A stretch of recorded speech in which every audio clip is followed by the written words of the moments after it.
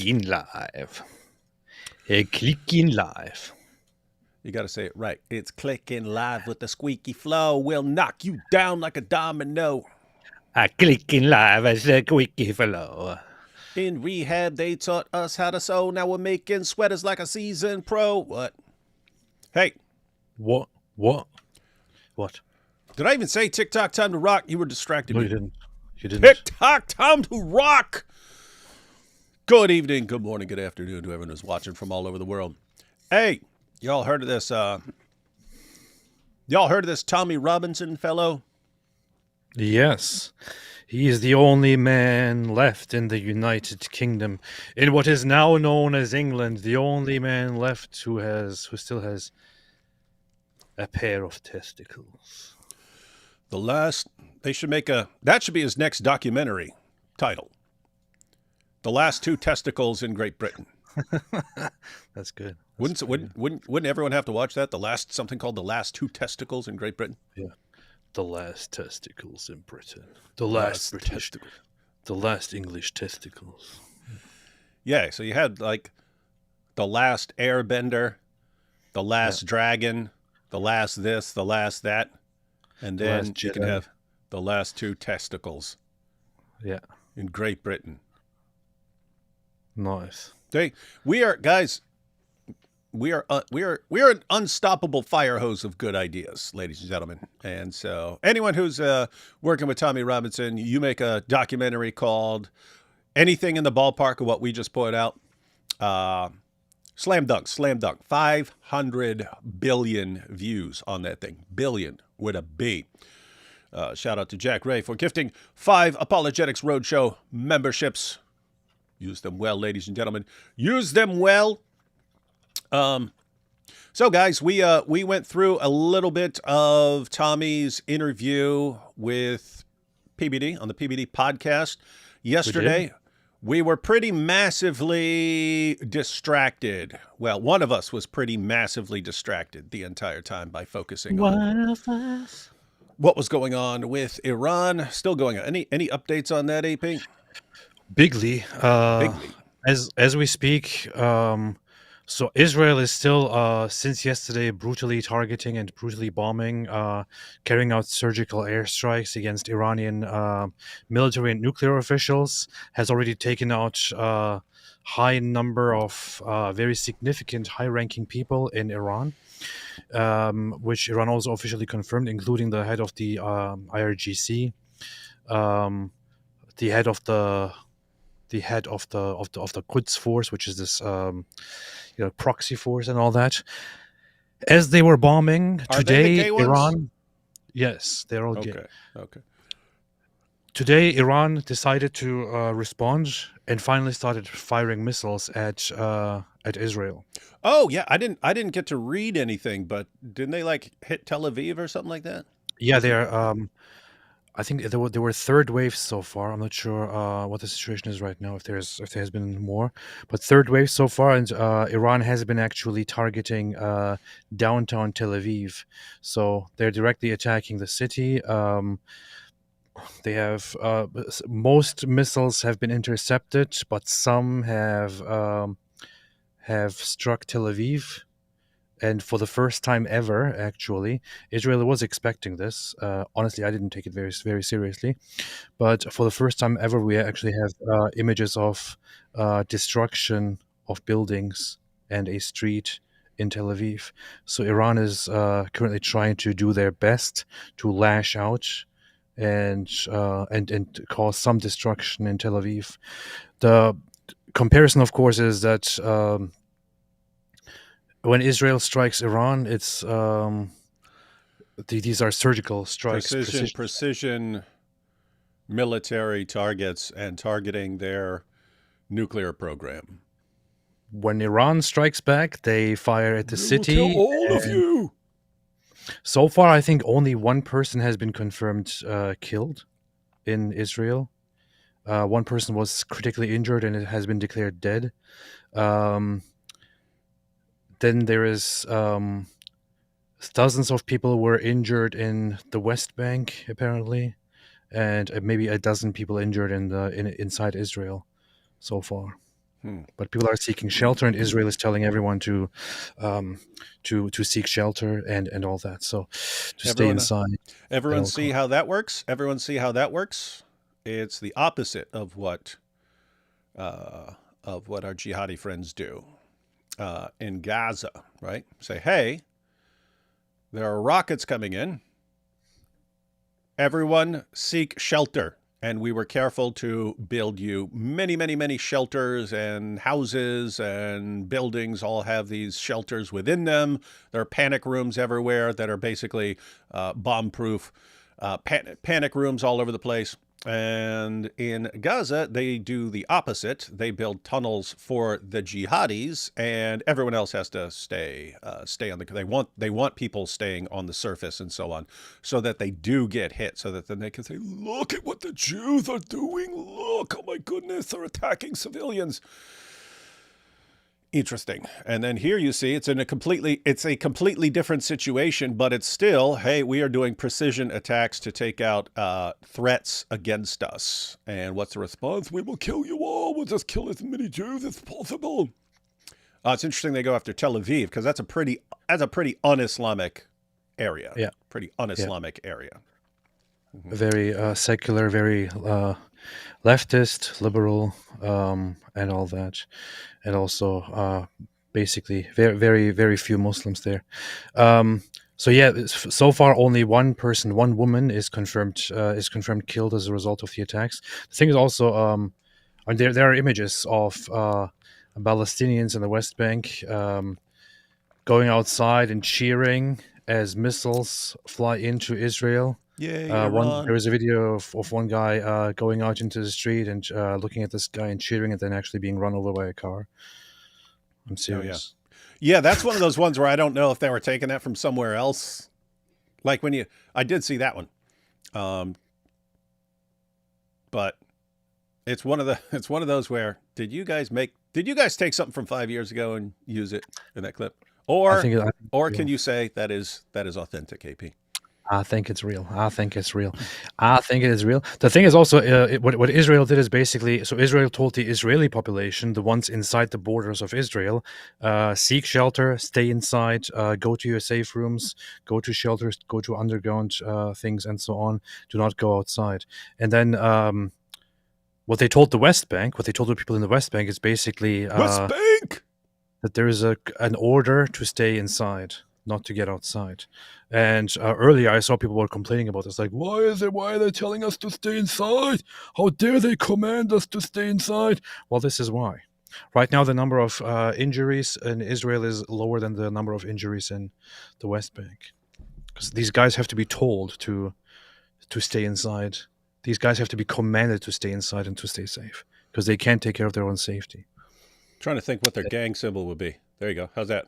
West Bank. How's that for West Bank? West Bank. West Bank. There you go. I don't know why I'm looking so dark. What happened here? Or I'm just so bright. Probably. Hey, all right. So we're going to check out. First, we're going to check out a little bit of this PBD interview. You ready? Here we go. So, Tommy Robinson, I know that you're kind of a controversial figure in the UK, but I wanted to do this interview. So why don't you begin by telling me a little bit about yourself and where you grew up, guy? Where do I start? I grew up in a town called Luton. Yeah? So I've seen the changes that take place over the years. Yeah? Grew up with a lot of Muslim lads. Yeah? Never had a problem with Muslims. Yeah? But all the friends that I knew from Luton have now converted to radical Islam. Yeah? So help me to understand this, because I'm a businessman. Isn't this guy? Do you have any idea who this guy is? I don't know. I saw it because Tommy actually shared it with laughing. This guy just makes a parody. Apparently, that's what this dude does. Interviews come out, and then he impersonates everybody in the interview. But this dude's actually pretty funny. Check this out, everyone. I like numbers, I like statistics, guy. So help me to unpack this. How many friends do you actually have from Luton who actually converted to Islam, guy? So we had this one lad. I used to go around Luton causing mischief with him. Yeah? What was his name? It's called Donald Duck. Donald Duck is from Luton? Donald Duck is from Luton. But he don't call himself that anymore because he converted to radical Islam. Yeah? He's called Donald Abdullah Duck. He's from Luton. Well, Donald Abdullah. You missed.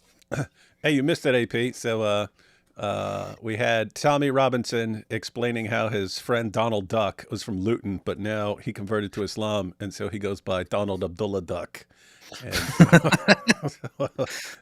right here, check this out. Down a little bit. How do you even know that? It's all online. Yeah. Rob, can you pull that up? I had no idea that Donald Duck was from Luton and converted to Islam. Donald Abdullah Duck. Can you pull that up? Okay, go up a little bit. Go down a little bit. Guys, It's funny because, hey guys, if you haven't seen the interview, this is what Patrick does. Can you pull that up? Can you go down? Can you go a little more? Anyway, stop. There he is. Yeah? And the second he's converted, he's put a fatwa out against me. Yeah? So my life is now on the line. Yeah? And you're telling me that there are a lot more people like that. There's thousands of them. Yeah? Do you remember that little fella from the film Gremlins? Yeah? Gizmo. Yeah? He was born and raised in Luton. Yeah? We was mates for more than 20 years. Yeah? Now he don't go by the name anymore. He goes by Mohammed Abu Gizmo. Yeah? This is a pretty good impression, man. it is the dude. It's all about the cadence. But he said Gizmo now goes by Mohammed Abdu Gizmo. Mohammed Abdu Gizmo. And he's one of the main leaders of jihad in the UK. Yeah? And he wants me dead. Rob, pull that up. Again, it's all online. I'm a journalist. Yeah? I've tried to expose him when he tried to hide the fact that he joined ISIS. Yeah? And what you can't see in that picture because he's hiding it is that he's got a hook for a hand. Yeah? So he's essentially replaced the arch terrorist Abu Hamza. Yeah? Born and raised in Luton. So here's the most Oh man.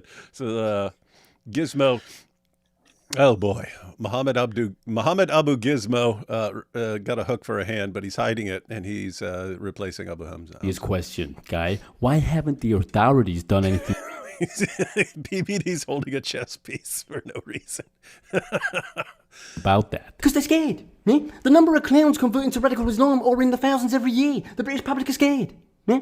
So this is almost unbelievable to me. And I'm not even saying that it's I just noticed the piece is changing. not true, Guy. I'm not saying that.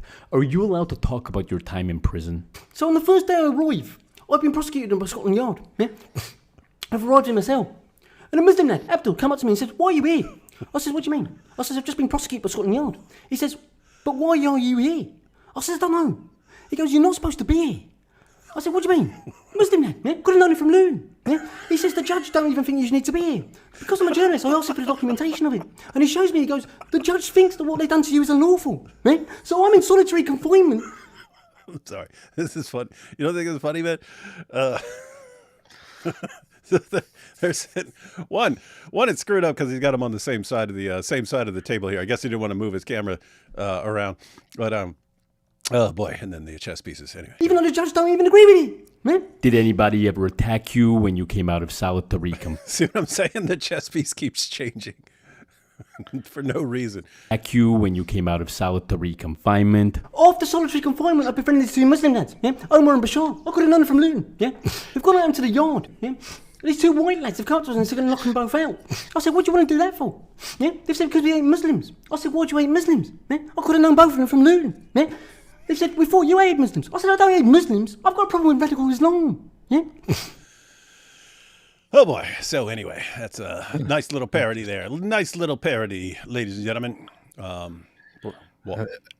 I have to say it was definitely funnier than any of the recent SNL skits that I've come across. It's pretty good. And that dude is I'm not familiar with the dude, but apparently that's what he does. I'm gonna check out some other stuff and see. I think I saw him doing something with Jordan Peterson. But I don't know if it was him or someone else. But I remember someone was like, "Oh, this guy's doing a good impression of a Jordan Peterson interview." I will check that out. I will definitely check that out, ladies and gentlemen. I will take these first couple super chats, and then we will go into Tommy Robinson. No, I made it too bright in it. Talking about Andrew Tate, Sneako, saying some interesting things about Andrew Tate and Sneako. David, you've been humiliated. That's true. Which time? Solaria says, "Huzzah! It begins." Yes, it does. Hey, I still have mine. Uh-oh, I don't know what this is about. Hey, I still have mine. What do you think this is in reference to? I still have mine. That's weird when someone can post something from something we said a couple minutes ago, and I will forget what it's about. That's weird. Nice. You've been intellectually molested. That's true. I've been intellectually assaulted. Was thinking about the epic trailer park and had an idea for a sitcom about a Muslim family moving into a white trailer trash park and navigating through the new people and world around them. That would be good. Hey, if anyone wants to do that, we can even do it in my old trailer park from West Virginia. It's still there. I don't think I know anybody there anymore, because I'm sure it's a completely different group. Hey, what the heck? You disgusting What? traitor. What? Do you like my new shirt? Did you make that monstrosity? Or Do you like my new shirt, man? did you make that monstrosity yourself, or did someone else? Isn't it beautiful, mate? I'm a wingaling. I'm about to end I this am live a stream. wingaling. Wingalings, unite! It's time to take over. It's time to take over. Wingalings are. Anyway, yeah. So, did you make that, or did someone else rudely make that? Bible thinker, What, man? It's literally BibleThinker.com. a wingaling shirt. BibleThinker.com. It's literally. It's not even a wingaling. real website, man. Pretty sure it is. I just typed in BibleThinker.com and it came up some. Wingalings, now is our time to take over. This is the revolution. This is the Wingaling revolution. It's time to take over this live stream at this channel. There's nothing there. It's a crap fake website. That's how I know you're simply making fun of Wingalings, because I was about to end this live stream real quick like. Pretty sure I ordered it from Mike Winger's merch store. I don't know why he's using defunct Bible or links, but yeah. Oh, wait. I think I typed in .com. Let me see. BibleThinker.org. Wingalings unite. Wingalings of the world unite. It is some dork website here. And it's a bunch of freaking Mike Winger crap, man. What the heck, man? BibleThinker.org. Who goes with .org and not .com when .com is available? Oh, cool people, man. Hey, Cool this people is this is good, AP. I'm looking at the stuff you're advertising right now, and one of the big sections right here that pops up is Catholicism refuted. Good to see AP funding the refutation of Catholicism. Let me see if there's anything refuting orthodoxy here. Eastern Orthodoxy of the Greek variety.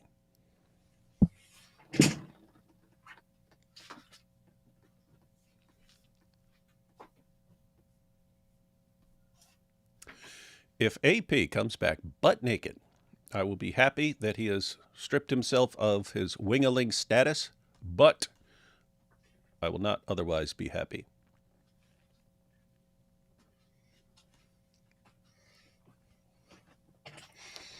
There we go. There we go. I apologize. I apologize to all Catholics. I shouldn't have done this. Well, you've got to do 180 Hail Marys as your penance, and you have to read the entire Quran. That's the ultimate penance. Hail Mary, full of grace. Let's see. As Christians, we pray for peace and the conversion of our persecutors. However, the Iranian Islamic government has murdered hundreds of its own innocent civilians. Those who live by the sword shall die by it. Have to say, not sure, because I'm not over there, but not sure when a good time for an uprising of the people would be. But I hope I hope at the end of this saga, the people of Iran are free and we have a newer, freer, better Iran. Planning on any new skits in the near future? Well, I'm always planning skits. Don't have anything actually officially prepared though. What about? I want to say something very quickly before you continue. Well, I'm gonna let you finish. So, I just as I just put on my Wingerling shirt and flashed my Wingerling chest on here, this is actually an idea that a very, very lovely subscriber and viewer of ours, who is also frequently here, came up with many months ago. I actually ordered this shirt 5 months ago and it only arrived today. So I had to save it for today. That's how long it took to order a Mike Winger shirt. Wait, so we're saying basically Mike Winger sucks at everything except Looks like. except manipulating really, really gullible people. Okay. Looks like. However, this entire idea was brought to me by, and I also very much did this just to put a smile on the face of one of our subscribers, who is Michelle, and she's sometimes here. I don't know if she's here right now. She goes by Michelle Anna Moffat, and she is currently in a very, very difficult health situation. She has been hospitalized, and you can find her on Instagram, on Twitter. AP, share a She link, man. Just share a quite link in some the. You can share a thousand, link. You can share a link quite in the some chat, and people can follow her. followers. I will do that. I'll do that. I'll share her Instagram accounts as link here. So here is her Instagram account. I just put it in the chat. So she actually asked me to do this whole Wingerling prank, and I wanted to do it. She's currently in a very, very difficult situation. She had I think at some point in her life she had a spinal injury and is now paralyzed, I think, from the spine down. And but she's a very cheerful, a very loving, a wonderful, very encouraging Christian woman. And I have to say, on my path of becoming Christian myself, I have been, encouraged and motivated and impacted by different people, by different Christians who were very, very influential and very good along the way. And she was one of those people, actually, because I've seen how she, despite having received such injuries and being paralyzed, how she is such a happy, such a wonderful, such a kind person. Right now, as we speak, she's in a very bad situation. She shared her photos online, but doesn't talk very much about it. But she like just within the last several months, she lost too much weight to support her own body. Right now, I think she's like 95 pounds or something like that. And photos of her look like she's completely starving. The hospital is trying to keep her alive, but it's very difficult. I think they're trying to insert a feeding tube and all that. So she's in a difficult situation. I asked her if there's anything I can do for her, and if I can help her in any way. And all she said to me was, "I just ask that you pray for me and pray for my family and all that." So I want to just ask everybody to pray for her, to keep her in your prayers, and I don't know, maybe contact her, wish her all the best, see that she hope and wish that she gets better soon, and so on. I haven't set up a donation thing. I'm still thinking about it. Still thinking about doing this in a different way. But at this point, I'm just asking everybody to pray for her. And I just shared her link in the chat. Go and check out her profile. Wish you all the best, Michelle. Yeah, everyone, say hi to Michelle. Be sure to pray for her. Mark says, "What about Speaker's Corner? Bob's cojones?" Yeah, there are. We exaggerated. There are some additional cojones. Bob from Speaker's Corner. Chris Speaker's Corner. Young Bob. Sig. David. Bunch of young guys over. A bunch of young guys over there too. Pretty awesome. Pretty awesome time. Let's see. Seems like Israel really al-zooted the regime.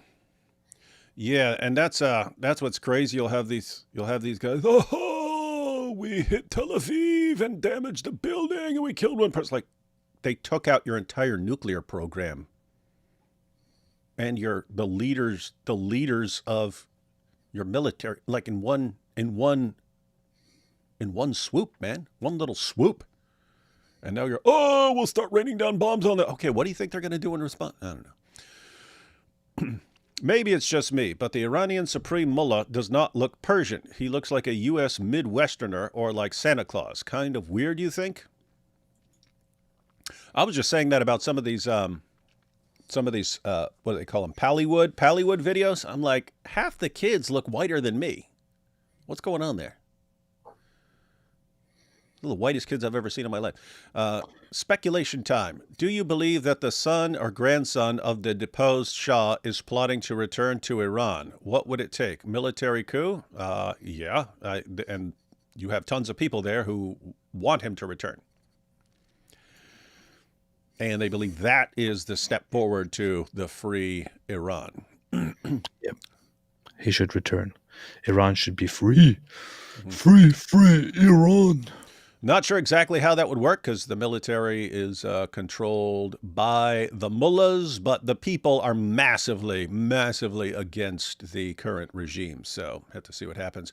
But that would do it if the military basically switched sides and said, you know what, we see the writing on the wall, we're switching sides. Oh my goodness! He also made a call to people, to the Iranian people, to stand up and to. He also made a call to the Iranian army to say, see what is happening and stop following the orders of the Ayatollah and so on. So we'll see.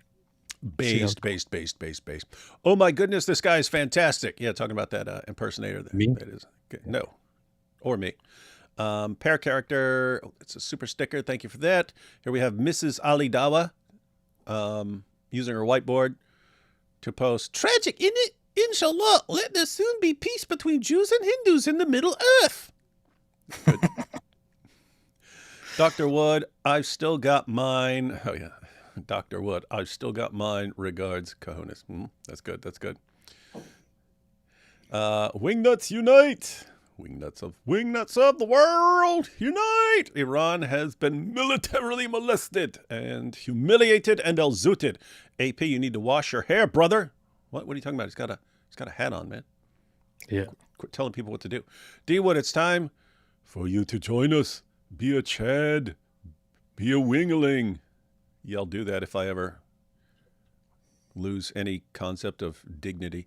It's real. It's some Mike Winger crap. I know that's what's messed up. I thought AP designed his own stupid shirt just to be funny, and yet turns out anyway. Yo, AP and D Wood, would you ever have a discussion with Asmund Gold about Israel and Palestine, possibly sharing interesting stuff about Islam as well? What are your thoughts? I would be happy to do that. Yeah, I would be happy to as well. So yeah, if you want to. I generally don't go around contacting people unless I have a really, really important reason. But if you want to suggest it to him, then you can get the ball rolling. Long time, Mr. Streams. Did you guys see the fight between Jackson Hinkle and Jake Shields today on Twitter? It is hilarious. No, I didn't. But this is one of the things. You'll have all the various guys who hate Jews, and they're normally united on hating Jews. But they actually can take different sides on an issue like Iran or something else on the Sunni-Shia split. So some of them are favoring the Sunnis, some of them favor the Shias, some of them don't know, and so they just go with whatever idiot they're following is saying. But what is this fight about, AP? Did you follow it? It was something really stupid. It's just two mentally disabled people having a fight about. Jackson Hinkle said something about how Hitler and Netanyahu are the same, and then Jake Shields came in and was like, "What are you saying? Hitler actually stood up to these demons," talking about Jews, of course. Oh, wow. And then Jackson Hinkle is like, "No, he was a Zionist." It's like two of the dumbest people fighting. You know? Well. That's what's amazing. It's like we've seen these alliances, these at least ideological temporary alliances just break down. Like when the Sunnis took over Syria, we saw a huge breakdown from people who wanted the Assad regime to remain in control, and then you had people who were rooting for the Sunnis to take over, and so on. And so these things can break down really, really quickly. My 6-year-old son was watching the news and came running to me saying, "Israel's destroying the bad guys." Proud dad moment right there. That is some high quality parenting. Israel's destroying the bad guys. Now, if he comes in next time and he says Israel is intellectually and physically alzooting the bad guys, then you know you are the greatest dad of all time. Has AP been to a Trek convention yet? Yeah, that's a requirement for ordering the shirt. You have to go to at least 5 Star Trek conventions afterwards. It's in the contract. Yeah. AP Quran rap to apostate music, please. God bless. Will do. Wants a Quran rap. Working on it. Let's see. Rapping the Quran. David is coping hard. Israel didn't even have the balls to raise a red flag of revenge yet. Iran won. The iOS is no longer operational. Alhamdulillah. That's true. Oh, you see. He said iOS. My absolute favorite part from Israeli military history is Operation Mole Cricket 19. Look it up on Wikipedia and see the enemy loses. You want to check that out? Operation Mole Cricket 19. My favorite one is where they landed the plane on the airfield and went and took back all their hostages. That was crazy, from Idi Amin. That was insane precision, man. And then just in the past year, we got the pagers, and then them taking out Iran's entire nuclear program in like 5 seconds. What's up? Oof. Operation Mole Cricket 19, part of the 1982 Lebanon War. Israel against Syria air forces. The battle lasted about 2 hours and involved innovative tactics and technology. By the end of the day, the IAF had destroyed 29 of 30 SAM batteries deployed in the Bekaa Valley and shot down 82 to 86 enemy aircraft. And there were like 100 deployed, I think, with minimal losses of its own. Casualties and losses. Israel had only 2 fighter jets damaged and 1 UAV shot down. They, however, took down 82 to 86 of the Syrian planes and destroyed the entire air defense of Syria. Brutal, man. The closer you go back to Israel forming as a nation shortly after World War II, the more even things were. Mm-hmm. But what continued to happen over and over again was Israel would have some brilliant tactic or strategy that if you actually wrote it down, they would there's no way this is going to work, man. It's like Mission Impossible type stuff. And yet it would just keep working. And as they kept winning, the power imbalance increased to where now they're way better tacticians than their enemies who are all, we'll just praise Allah to destroy them.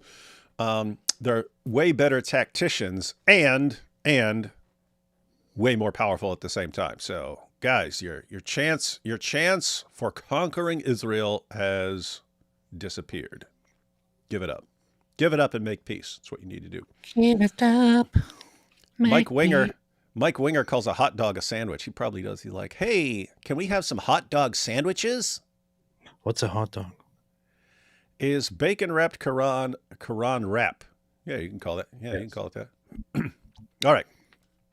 It's also known as crap.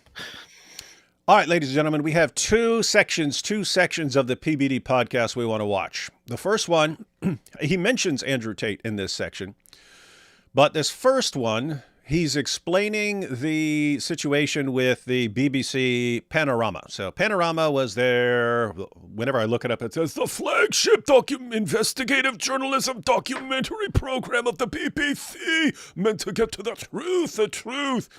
And Tommy just exposed them so hard that the main face of it all had to get fired over it because of how they're handling it, because he was so insanely, massively deceptive. But it's in that context.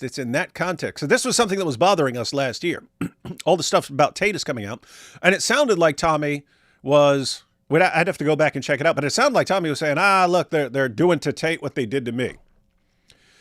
And we've been following the Tate case for the past several years, and we're thinking, what do you mean? There's big difference between you, Tommy, and Andrew. Is Andrew said he was doing this stuff all along. Andrew bragged about doing this stuff. Andrew put together an entire online course on how to do exactly what he's accused of doing.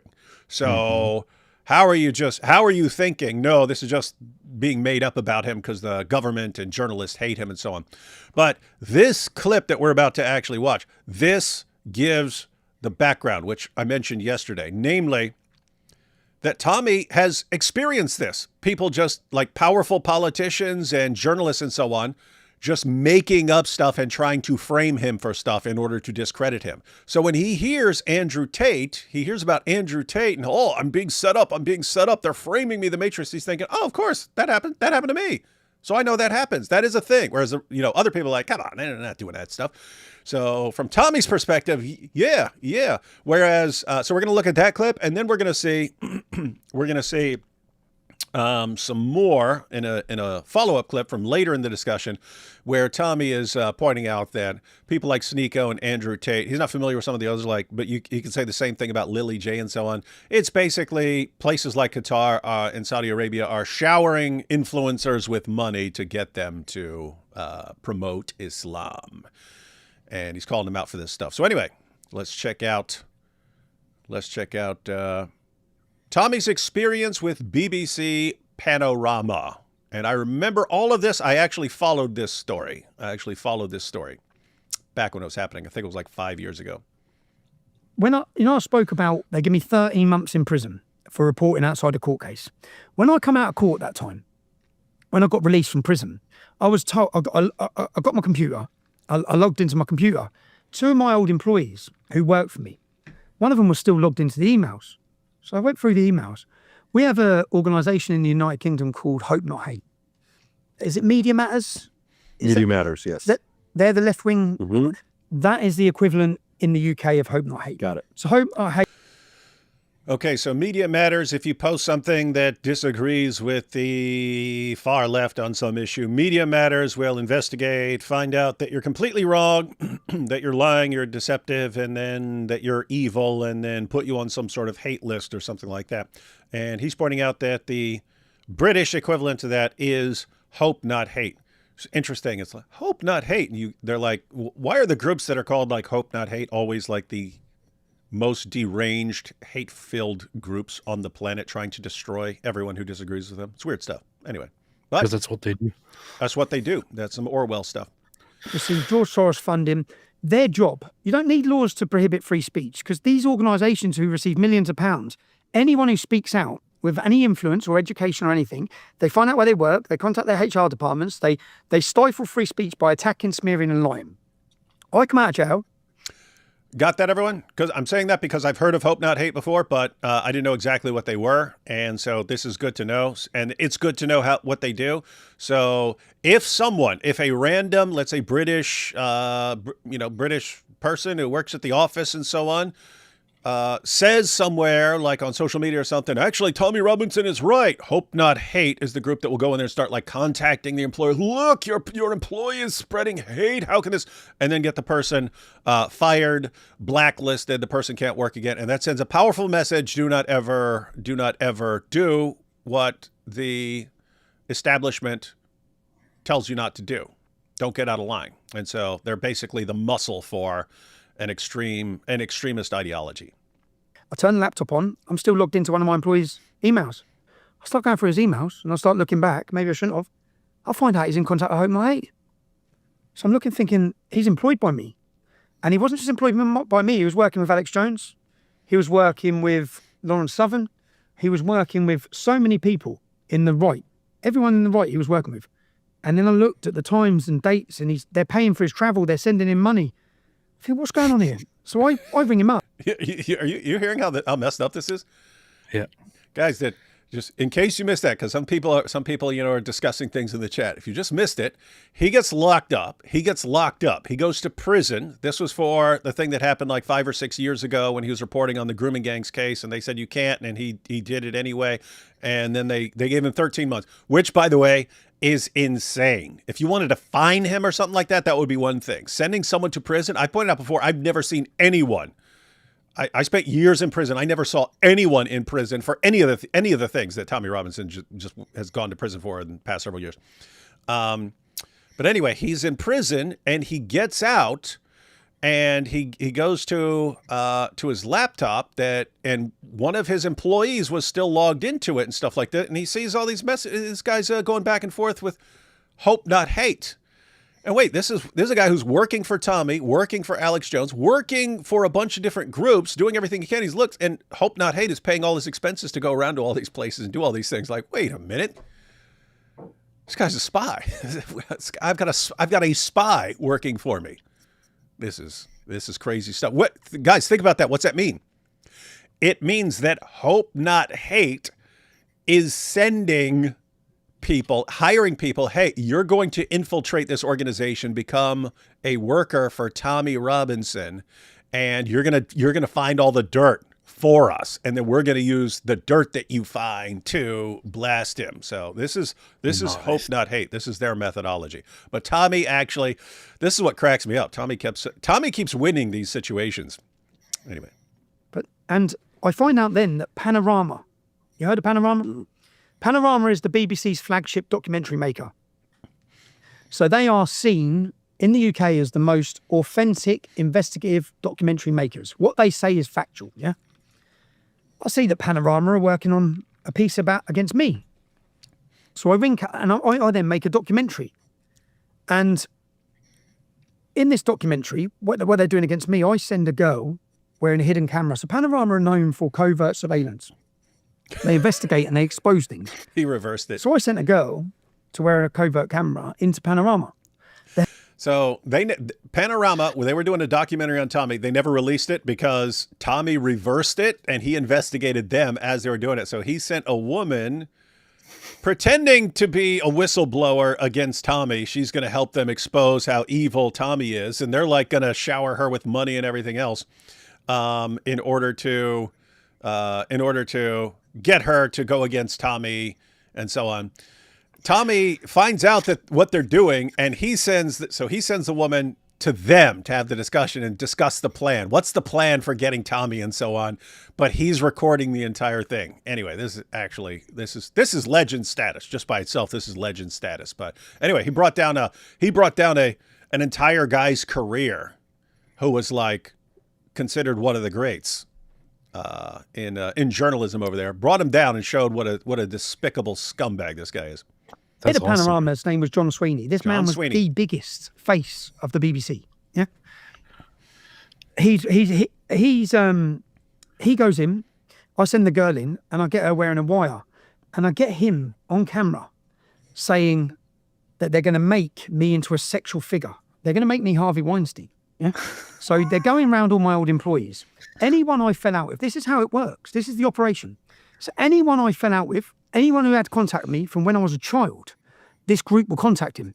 But the BBC don't contact them. In step, hope not hate.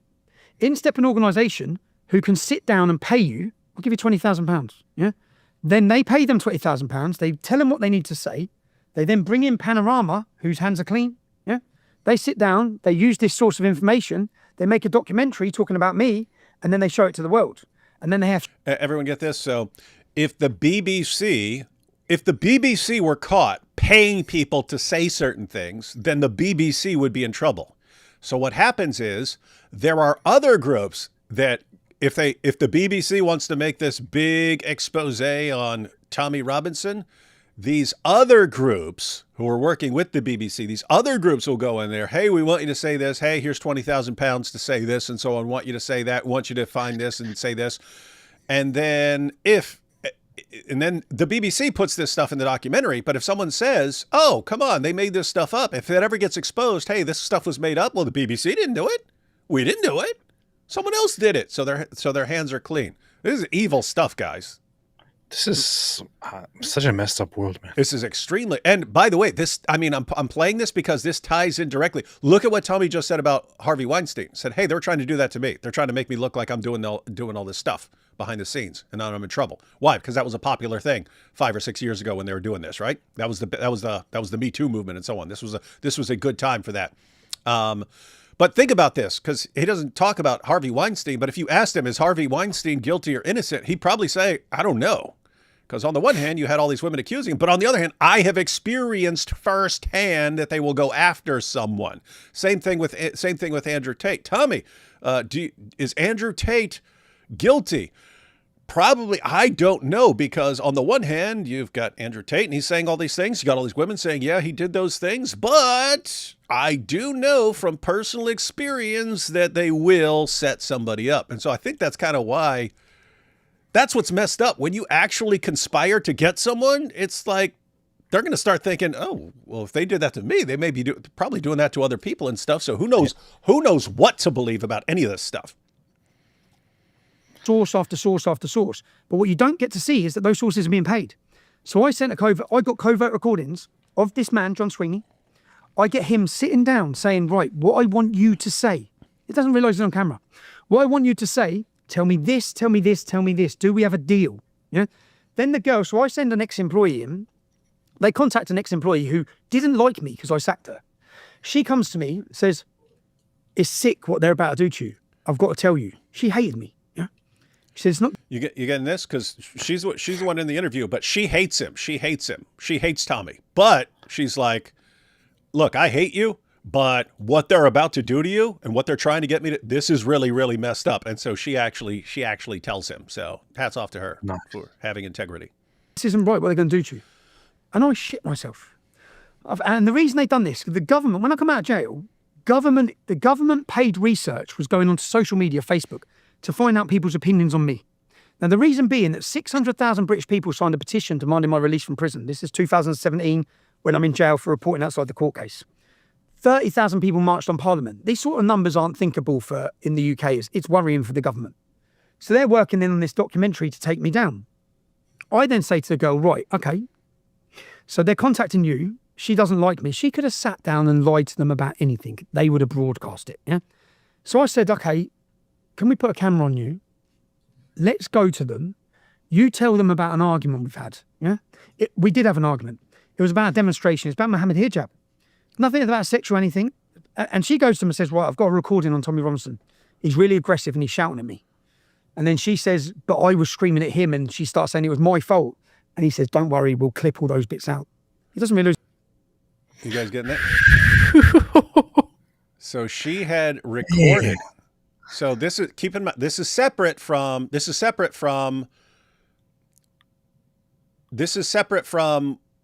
like what he's gonna have her involved in, like going to these people saying, hey, here's what they basically fake a text message to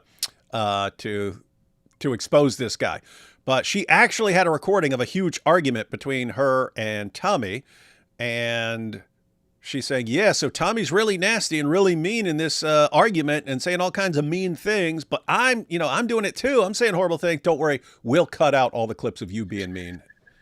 And we'll just show what an absolute scumbag he is. This is BBC, guys.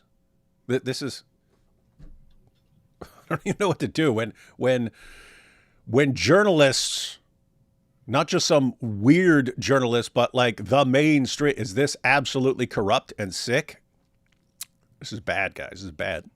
He's on camera.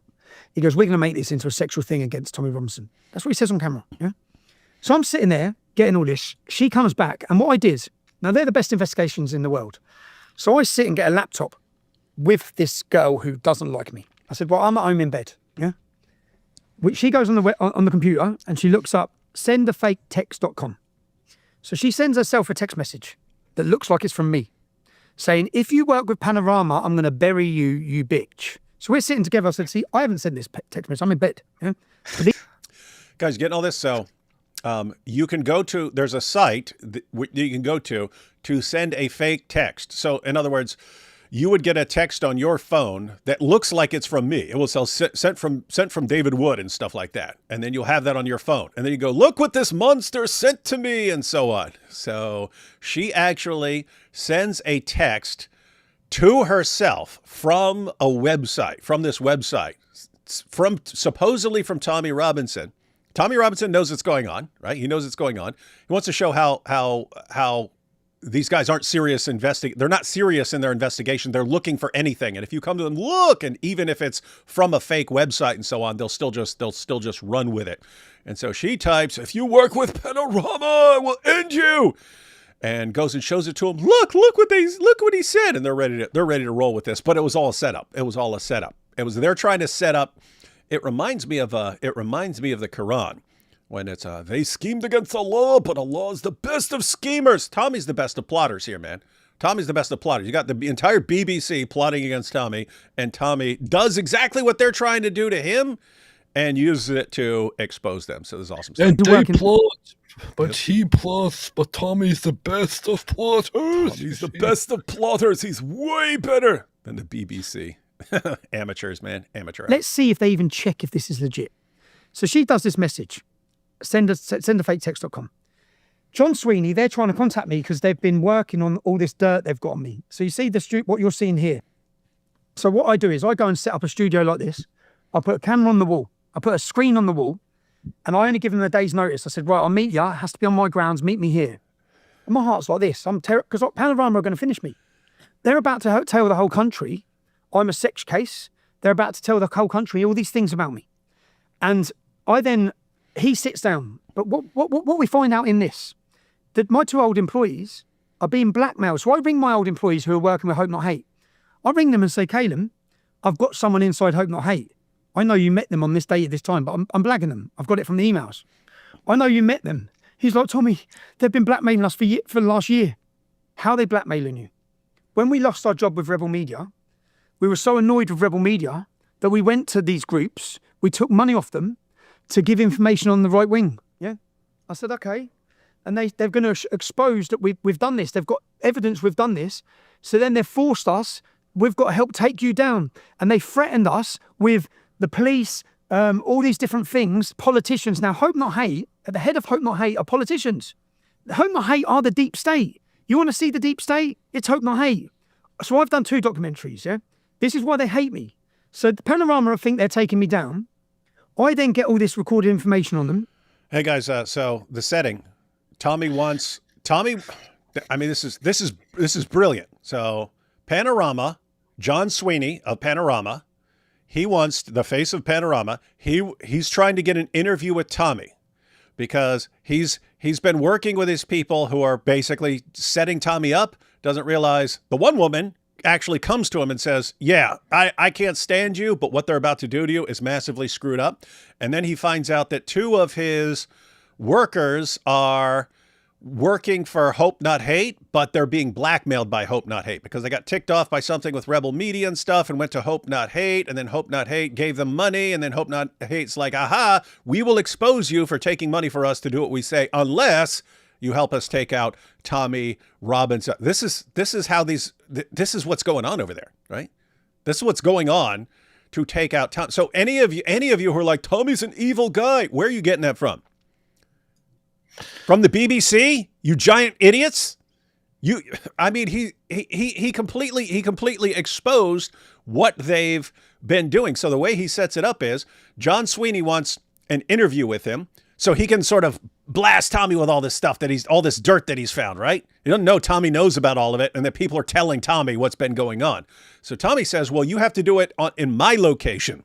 You have to come to me, and this is the only time you can come, and you can come interview me here. Tommy puts a big screen on the wall, and he's recording the entire time. Why? Because Tommy has recordings of this guy. He had put a camera on the woman when John Sweeney's telling this woman what she's going to have to say and so on. So Tommy had the recordings. You come to me, and then he gets to show everyone while everyone is watching, gets to show everyone what this dude was doing. Cause the dude lost his job over this. I sit down for an interview. They sit down for Panorama with Caleb, my old employee. He does an interview. Present in the interview with Panorama that we pay for, BBC, are Hope Not Hate. Hope Not Hate, when he doesn't say enough negative stuff about me, they take him outside and they say, you better go in there and say this, you better go in there and say that. So when I sit down with John Sweeney from Panorama, and this is all on this documentary, I sit down and say, whose documentary is this?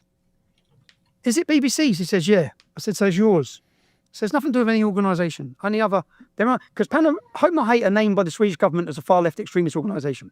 George Soros funds them. They're a radical group, but they have establishment power. Yeah, they're used by the establishment to destroy people. They do. The media can't offer you money. The police can't. They can't entrap you. They do it. They're the group that comes in and does it. So then John Sweeney sits down and I said, would you ever, who's working on this? He said, us. I said, so this is not a Hope Not Hate documentary. He says, no.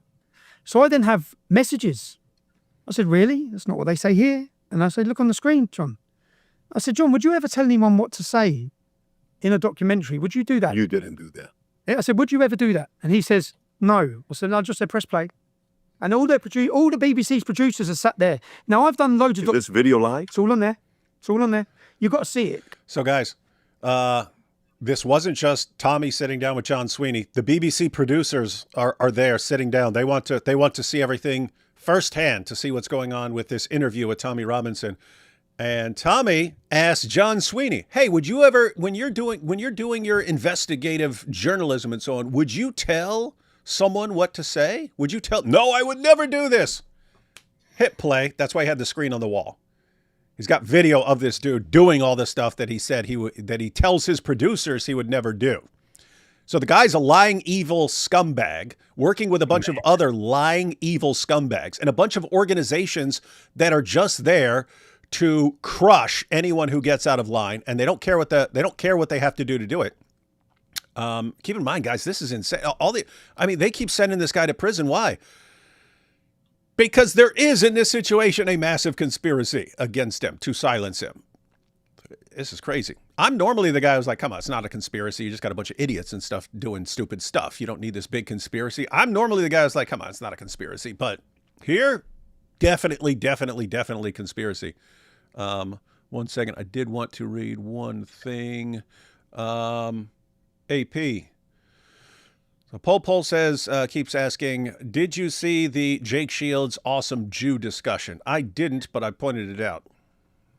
I didn't see it either, but I did message Awesome Jew saying, hey, I think I need to review your interview.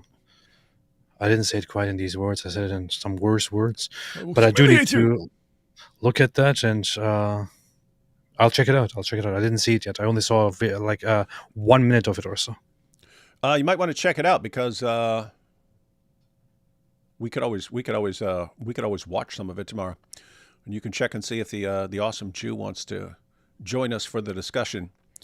I'm saying that because Jake Shields and all this stuff's going on right now. As a matter of fact, Tommy also brings up Dan Bilzerian on here and stuff. And anyway, lots of stuff going on, and with the situation in Iran, all the key players, the usual suspects, are going to be running their mouths quite a bit. So we might need to cover this stuff. They all put their heads in their hands. All the producers. When you do a documentary... Hang on. Let me back up a little bit. So he's saying when John Sweeney says, no, I would never do that, Tommy plays it, and he says all the producers just put their heads in their hands when they realize, oh, my goodness, he just lied. There's no. So I then have messages. I said, really? That's not what they say here. And I said, look on the screen, John.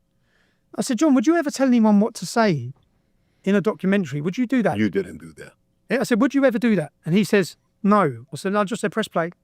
And all the BBC's producers are sat there. Now, I've done loads of... Is this video live? It's all on there. It's all on there. You've got to see it, because they all put their heads in their hands. All the producers. When you do a documentary, this was the government... What minute is it on? This is it. This is me and him talking now. So this is the bit where you hear them, they're saying they're blackmailing them. See the hand on the head? Yeah. Play that bit. This finished them. That's their producers. Look at that. See the producers back there? Oh, my goodness, we are screwed. We are screwed. John Sweeney tried to set up Tommy, and Tommy reversed it and set him up. Like Sky or one mainstream media thing. And then I went back to London to drop something off and to go, thanks, mate. So Kaelin was left in. What do you mean? They snuck into his room. This is the deepest, maddest stuff. They stuck into his room when he was asleep. Hope Not Hate. It's all in this documentary. They got him into a position, sexual. He's gay, that my ex-employee. Yeah, but it's all in here. The recordings are all in here. You guys hear this? It's easy to miss what just happened there. So Tommy's playing a clip from a guy who's saying that he's been told, he's been ordered to say this stuff. Tommy says why the guy's been forced to say this stuff. Hope Not Hate gets him in a compromising position with another man because the guy's gay, but it's not whatever he's doing, it's not public. And hey, we will expose what you just did with this guy if you do not say about Tommy Robinson what we want you to say. These are the trusted organizations that are controlling what British people hear in the UK. Guess what? They're still there, guys. They're still. He exposed how sick and evil these people are years ago. Put out an entire documentary about it, and people are still going to the same exact sources of information. We can't trust Tommy. He's an evil liar because we say it. It's bad stuff, man. Man. Now, I've done so many documentaries over the years with the mainstream media. You usually just have the presenter and someone else. When I've done this one, all the producers were there. But they had no idea what I had on them. So I said, would you tell anyone what to say? And he said, no. I said, press play. And then it's a recording of him covert. Wow. And all of them just go like this. And they're sitting. Now, once I got this information, I got so much. But this exposed them so bad. Panorama, yeah? Welcome. And look, you see those bits there? What I did is I played the beat. Listen to this. Just a yes or no. It's a simple yes or no. Okay. We must ensure we avoid bias or an imbalance of views. Our output will be based on fairness, openness, and straight dealing. Contributors will be treated honestly and with respect. No, they were setting me BBC up. guidelines. Everything you think you know. Do you know we hear about fake news? Donald Trump spoke about fake news. I nailed them. Yeah. But what happened from this? When I was first exposed, remember I used a fake name when I started the English Defence League because I was scared for my family. There was a journalist called Stephen Bird for the Times newspaper. He uncovered me on the front page of the Times newspaper. I kept in a relationship with him. So when I got all this, I contacted him. I said, mate, I have got a panorama making up allegations. I've got them covertly recorded on everything, yeah? He come to see me. I played it to him. He said, mate, this is massive. I said, yeah, John Sweeney, they're fucked. Like, they're in trouble here. Big trouble. He said, let me go see my editors. He come back the next day, he said, Tommy, I'm not allowed to run it. So what do you mean you're not allowed to run it? So I'm not allowed to run it. I said, you're meant to be a journalist. How can you not? You guys catching this? So he gets all the dirt on BBC, Panorama, Hope Not Hate, how all these guys are conspiring to destroy people by lying about them, blackmailing people, paying people to lie.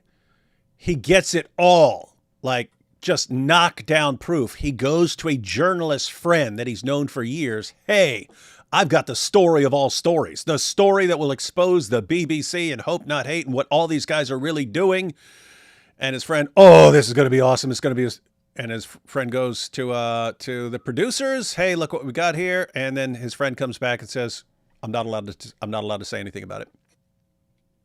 That's how deep this stuff goes in the UK. Be allowed to run the biggest breaking story that exposes the BBC there's ever been. How can you not? So he wasn't allowed to run it. I then hired the biggest screen in the country. I played this documentary outside the BBC on the biggest screen. I put it online. Within 24 hours, it had 2 million views. What year is this? This 19? 18, 19. I was deleted 24 hours later. Facebook removed me. YouTube removed me.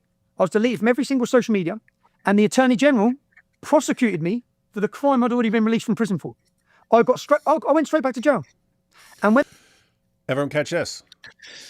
Everyone catch this. Because this is bad. And I'm saying because I was targeted because of that as well. Now, not anywhere in the ballpark of what Tommy was, but I'm saying I can verify what he just said because, I'll just go ahead and tell you. So what he just pointed out was, he catches the BBC. Turns out, journalists are not allowed to talk about it. Wait, what are you talking about? We are showing massive corruption in our media. Wouldn't you, as a serious journalist, want to expose all this? Guess what? You're not allowed. You're not allowed to expose it. Other news sources are not allowed to expose the BBC for what they've done. You will be destroyed. They will destroy your life. They will fire you and destroy your life if you do that. Right? So what does he do? He does it himself. He posts it on social media. What happens? He gets banned across social media instantly. Why? Powerful people are going to these social media companies and saying, ban this guy, silence this guy. They're calling in all kinds of favors or turning up the heat on these guys. Anyway, this was back then. Me and Robert Spencer did a live stream that was all we did was cover the arrest of Tommy. All we did was cover the arrest. That got taken down as hate speech. And there's nothing. We never said, I mean, I've said way, way, way meaner things in tons of videos than I said in this. It was just us watching what Tommy did outside the courthouse. He's just sitting there. He's sitting there like reading a BBC article and he's live on like Facebook from his phone, and he's quoting a BBC article and stuff like that. And police show up and arrest him. And we're just commenting, going, wow, this is weird. And then people are defending it. And they're saying, but there's a gag order. So during the 6 months trial, no one's allowed to report on the trial. And it's just like, they're obviously trying to make sure that people don't hear about what's going on with the grooming gangs. Like, obviously, they're silencing, they're keeping reporters from reporting on the grooming gang scandals, right? They're making it illegal to report on these grooming gang trials, right? And so Robert and I are just pointing out how insane this is from an American perspective. If in America, if you're concerned that reporters reporting on something is going to somehow influence the jury or something like that, you sequester the jury. You make it so the jury does not hear about this stuff. You don't stop reporters from reporting on it. In the UK, they stop reporters from talking about it, but it's clear that they're abusing that system to keep people, because they want to silence people about the grooming gangs. Well, Tommy is the only one who said, I'm going to report on this stuff anyway. He's not giving any information. He's not giving any details of the trial. He's quoting stuff that was already in the public, already publicly available, which wasn't against the law. And so here's the thing. Every time I would get accused of hate speech by YouTube and so on, I would win that. I would win that through the appeals and so on. So I would win all of those. It was annoying because sometimes it would take 2, 3, 4, 5, 6 weeks to argue back and forth. But I would eventually prove there's nothing in here that is what you said. This one I never won. This is the one I never won. I never won. And no matter how many times I went back and forth or how many times it was obvious to them that I didn't do anything in here, all I did was report on Tommy Robinson being arrested. And they said, hate speech, this is taken down and so on. So the point is, they cracked down on everyone who was even informing people on what was going on with Tommy Robinson. And this is like YouTube and so on. But YouTube, Facebook, everyone, they were all part of this. They were all part of this crackdown on Tommy Robinson, which is insane. So it's not just the BBC. It's not just all the other media organizations that aren't allowed to comment on it. You in America aren't allowed to comment on it. Not on like YouTube or something like that, or Twitter back then, or Facebook, because they would shut you down there. So you've got this is sick, evil, deep stuff. And again, I'm the guy who normally is like, come on, get out of here with your stupid conspiracy theory. This is a massive conspiracy, massive, massive, massive, and it's sick and evil. And think what's the goal? You got to silence this guy. You got to silence this guy from exposing the grooming gangs. And guys, in the rest of this interview, we're not watching it all. We're just watching a couple parts. But in the rest of the interview, he makes it clear why. You've got all these politicians and so on, and they rely on the votes of Muslim groups. It's the only way they can get elected. It's the only way they can get elected. So they need the Muslim votes. And so they can't be rocking the boat with the grooming gang scandals, or they're not going to get the votes. But after you've done that for a while, after you've silenced people about the grooming gangs, guess what? Your hands are dirty. Your hands are dirty. And Tommy is going, hey, we're going to expose everyone who's involved. Well, guess what? That's all the politicians. That's all the police. That's journalists. Everyone's in on silencing this stuff for political agenda. And so they can't let Tommy, because we all think, well, why wouldn't people want this exposed? Why wouldn't people want this exposed? By the time Tommy's exposing it, all these politicians have dirty hands and they've been covering stuff up for years. And if he exposes the whole situation, they get exposed too. They're done. They're done. So what do? Got to silence this guy. Otherwise, we're all screwed. Sick stuff, man. Sick stuff. They've done that, to stop this film. What Facebook did is made mention of my name illegal. So Mike, you can't share any content from Tommy Robinson. You can't mention the name of Tommy Robinson. Now, all of this was in response to this film. Now, again, I got a hate speech strike for mentioning Tommy in a video. There's nothing in there where we said anything that would come anywhere close to violating a YouTube rule. It was clear I was just not allowed to talk about Tommy. That was why they came at me. This film went out. That's us showing it. This film went out. You have to watch that film to understand. It's the biggest expose the BBC's ever faced, and their response to it was to end me again. Yeah, but they thought that their documentary that they'd created with fake news was going to end me, and I spun it and produced it and ended his. And as I'm talking to him, we have a big argument. I say, "You're about to ruin my life." And Is that in the all in there? Rob, can you go to that part? So you'll see. Yeah, What minute would it be in? So play the film again. Fast forward. Keep going. They're the covert recordings of him lying. I got him being racist, homophobic, talking about shooting gays. The head of the BBC. I got him nailed on everything. He was saying really messed up stuff. He was using slurs about gay people. I didn't know what they meant. I had to look them up, and I had to find out there are different British slurs against gay people. But this is Really, like what? poofter was one of them. He was calling a guy a poofter. I didn't know what a poofter was. So I had to look it up, but it's a derogatory British term for a gay man and so on. But this guy's just saying stuff that he would never say what he really thinks about all these issues. And behind the scenes, yeah. Anyway, this got him fired. This all got him fired. I think they accused us of is them. Do you know the comments he made about working class? Do you know, so you understand the working class? He said, we heard about someone being working class. He said, we wanted to go visit this work. In the green room in the BBC, there was someone who was working class. You know, like you'd go and see an animal in the Mongolian Mongolian jungle or something like that, he said. Like, that's how they view us. That's the comments he made. So, and the guy's Tommy gets him recorded, and the guy's saying, I heard someone's working class. I want to go look at him like an animal in a zoo. This is the face of the BBC Panorama. They're investigative journalists. he called me from. Huh? You should, yeah. I need to watch that documentary. I've never seen it. I've heard of it a long time ago, but I haven't seen it. I need to watch it. Yeah. We should. Hey, we should get Tommy with us and then just watch the entire thing and discuss it with Tommy, because apparently it hasn't sunk in for people, and all the forces at work against Tommy and his friends and so on and allies, they've still been successful. It looks like things are turning a corner right here with Elon helping him out a bit and stuff like this. It looks like Tommy's starting to win now, but they were able to shut him down several years ago and then just lock him up again. Scumbag Irish background, as in poor, because my mum's Irish and poor. This is the way they view us. You see it? They call him scumbag Irish background. And it's nailed it. But if you keep going, you'll see at the end when I get up, like, Wow. but this, and do you know the fake text? So sendafaketext.com. When we're going through all this, he kept going for his pocket. And I'm playing. I said, no, hold on. One more thing. Let's see what he's saying here. So I'm playing. I said, would you ever be racist, John? No. Press play. Homophobic, John? Press play. This, John? Press play. And on everything.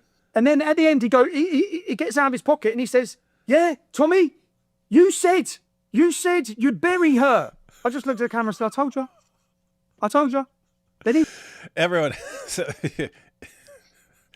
So Tommy starts questioning this dude. Everything this dude says he would never do, Tommy has secret recordings of the guy doing exactly what he said he'd never do. So Tommy exposes him right in front of all of his producers. And I remember because I watched this. And after Tommy just like destroys this guy and like ends his credibility while he's being recorded and in front of his producers, the guy goes back to the fake text that Tommy knew was being sent and was that Tommy's friend had sent from a website where you can fake text from someone. And it's, hey, if you work with Panorama, I'll end you. And at the end, that's what the guy had on Tommy. Oh, yeah, Tommy? Well, what you got this? Oh, the case cracker. The case cracker. You sent this text to a woman to silence her. and it was all fake. It was all fake. That was what he had on Tommy. This is evil, man. This is evil stuff. Check it, because it suited their narrative. So they say, like yourself, if I say I want to make a hit documentary on you, this is what the BBC do. That's what they do on everyone. You've seen the whole, I don't know what to believe in any of the cases. So when they go Andrew Tate, when they go all these different people. Here we go. That's why I played this, guys, because this is how it all tied together as far as Tommy saying, yeah, I can believe. Keep in mind, guys, to be clear, we do not believe Andrew was set up. Doesn't sound like Tommy believes that anymore. But as of like last year, it sounded like Tommy thought Andrew was set up for stuff. Why? He'd been through this for years. And so if he hears Andrew Tate going, I've been set up by the Matrix, Tommy's going, I know exactly what that's like. But so anyway, here's him on bringing Andrew Tate into the discussion. Documentary on you. This is what the BBC do. That's what they do on everyone. You've seen the whole, I don't know what to believe in any of the cases. So when they go Andrew Tate, when they go all these different people, they'll go through every single person you've ever fell out with. Now, how many of those people would be willing to make stuff up, especially if you give them a 20 grand check? Yeah. So this is Hope Not Hate working with these. I produced the BBC documentary. Is that him with a bit of paper for us, mate? Down. John says he would give me the right to reply, to which I would say it's fake. But the fake allegation that I threatened to murder my ex-female employee would effectively be aired to millions of people across the world. And I'm certain every national newspaper would run with the headline, Tommy Robinson threatens to kill female employee. I wanted to prove, and I've just proved, how easy it is for fake news to be created and for people to be targeted and their lives destroyed. You have been harmed. And John, this is a piece of deception. My solicitor is currying a court injunction against you. Okay. Oh, fantastic. Against you. That's So good. you. So is this a lie? This is a lie? this is fake news exposed. Very good. Okay. Guys, what he's bringing up the text message that was fake, that Tommy actually has it recorded. He has the woman recording herself making a fake text from him, but that's all this guy has on Tommy at this point. After Tommy just like destroyed his career. This guy knows his career is destroyed, so he's like, well, I'm going to bring down Tommy with me and show you that he's a really bad guy. And all he has is fake on his side. John, I suggest you get home. Yes. Is this a lie? I never sent that message from this phone. This is my phone. Oh, you didn't send it from that phone? It wasn't sent from the phone. I didn't send it. Hold on, it wasn't sent from the phone. I didn't send it. Is this a lie? You'll be able to catch it all in my Is this a lie? You'll be able to catch it all in my documentary. No, we haven't finished our we're finished. No, we have finished. In fact, John, you'll finish your career. You finish your career. You think so? Tommy's telling him your career's done. Guess what? It was. I mean, I'm sure he works somewhere else now and stuff, but he lost his job with the BBC. I know something. I know something. Homophobia, racism, extreme. I'm not a homophobe. You are. And I'm not a racist. You are. And I'm not. Okay. What you was This is a lie. What the And establishment. what this is, mate, This is a skit show. What happened? the establishment was They put him on gardening leave for 9 months, and then he was gone. And then they tried to bury it. No, remember, this documentary, not one single British media reported on it. They put him on gardening leave. He was the head of the face of the BBC. 9 months later, they sack him. And then when they sacked him, he come out and said, Tommy Robert, he made it. He said it was all because of me. Tommy, his career's gone. He's gone. Yeah. Interesting. Isn't that screwed up, dude? Why are you silent? Yep. I'm checking it out right now. After leaving the BBC, he tried different things. He started a podcast, which didn't really take off. Sweeney has been writing for the Byline Times. And then it also says, later on, political career in 2024, Sweeney was announced as the Liberal Democrat candidate for Sutton Coldfield. He was defeated, and he only earned 5% of the votes. I mean, think anyone wants to take that guy down ever, all you have to do is play clips of what he was saying, and he's been recorded saying. That's apart from him being an evil, lying scumbag who tries to set people up and so on, and get them to say certain things to bring people down. That's scary stuff, man. And I have to say, as far as Tommy winning all that, what was coming at him? I mean, you've got the BBC and the producers and the main guy at the BBC for Panodrama, and Hope Not Hate, the entire British government, all the journalists, all the social media, and they're all willing to pay people, blackmail people, and so on to destroy Tommy, and he flips it, wrecks their documentary, and destroys the career of the guy who was organizing this. And you look at how it happened, and it's, hey, I got out and I opened my laptop, and another guy had been using my laptop, and he hadn't logged out of his email, and I saw his emails, and so I know what's going on. And then this woman who hates me, I mean, she hates me, she realizes how messed up these guys are. So she actually is like, hey, even though I hate you, they should not be doing this to you. And then these other guys who are being blackmailed into going at him, he gets them to say what's going on. All this stuff that's like, I mean, what are the odds that all this stuff happened? But all this was necessary for him to win and destroy this guy. This looks like divine intervention to me, man. This looks like the Almighty having his back on this one, because there were too many coincidences there for him that were required for him to win against these guys. And so, awesome stuff. But that should be terrifying to people in Britain, knowing that that's what they will do. And for what? For exposing the grooming gangs. And you've got the government whose hands are dirty because they helped, not wanting to be exposed, and they will destroy anyone who's going to expose them. Sick stuff. Sick stuff. Very sick stuff, man. Very sick. Very, very, very sick stuff. Yeah, so I wanted to play all that so people know what's going on. We'll take a couple super chats, and then we're going to watch. It's a shorter clip, but it's him talking about Sneako, Andrew Tate, Dan Bilzerian, and how these guys are apparently, probably, most likely, getting paid for all this stuff. Wild stuff. Getting all zooted. David and AP, prove it. We can't. We don't have the proof. Prove it. Come on, man. Prove it. AP's bookshelf equals interstellar library. Yep. That's what it is, man. It's intergalactic. Intergalactic planetary. I'm 40 minutes late. Bummer. Also, hi to you both. How's it going, your favorite maid? Winger's the kind of guy to say, hello? Is anyone there? In a haunted house. Yeah, that's why he'd be the first one to go at the beginning of the movie. You're on a plane, and there are only 3 free seats. One in between Mike Winger and Lily J, one in between Andrew Tate and PBD, and one in between Pierce Morgan and Dave Smith. Which seat are you picking? Oh, Tate and PBD in a heartbeat. In a heartbeat. Pierce Morgan and Dave. I would say I would take Mike Winger and Lily J. My 2 favorite. AP still got jokes. AP still in prank mode. Ha, ha, ha. Everyone cheer for AP. Ha, ha, ha. He's being a funny prankster. Just here to tease AP for not being baptized. Very rude.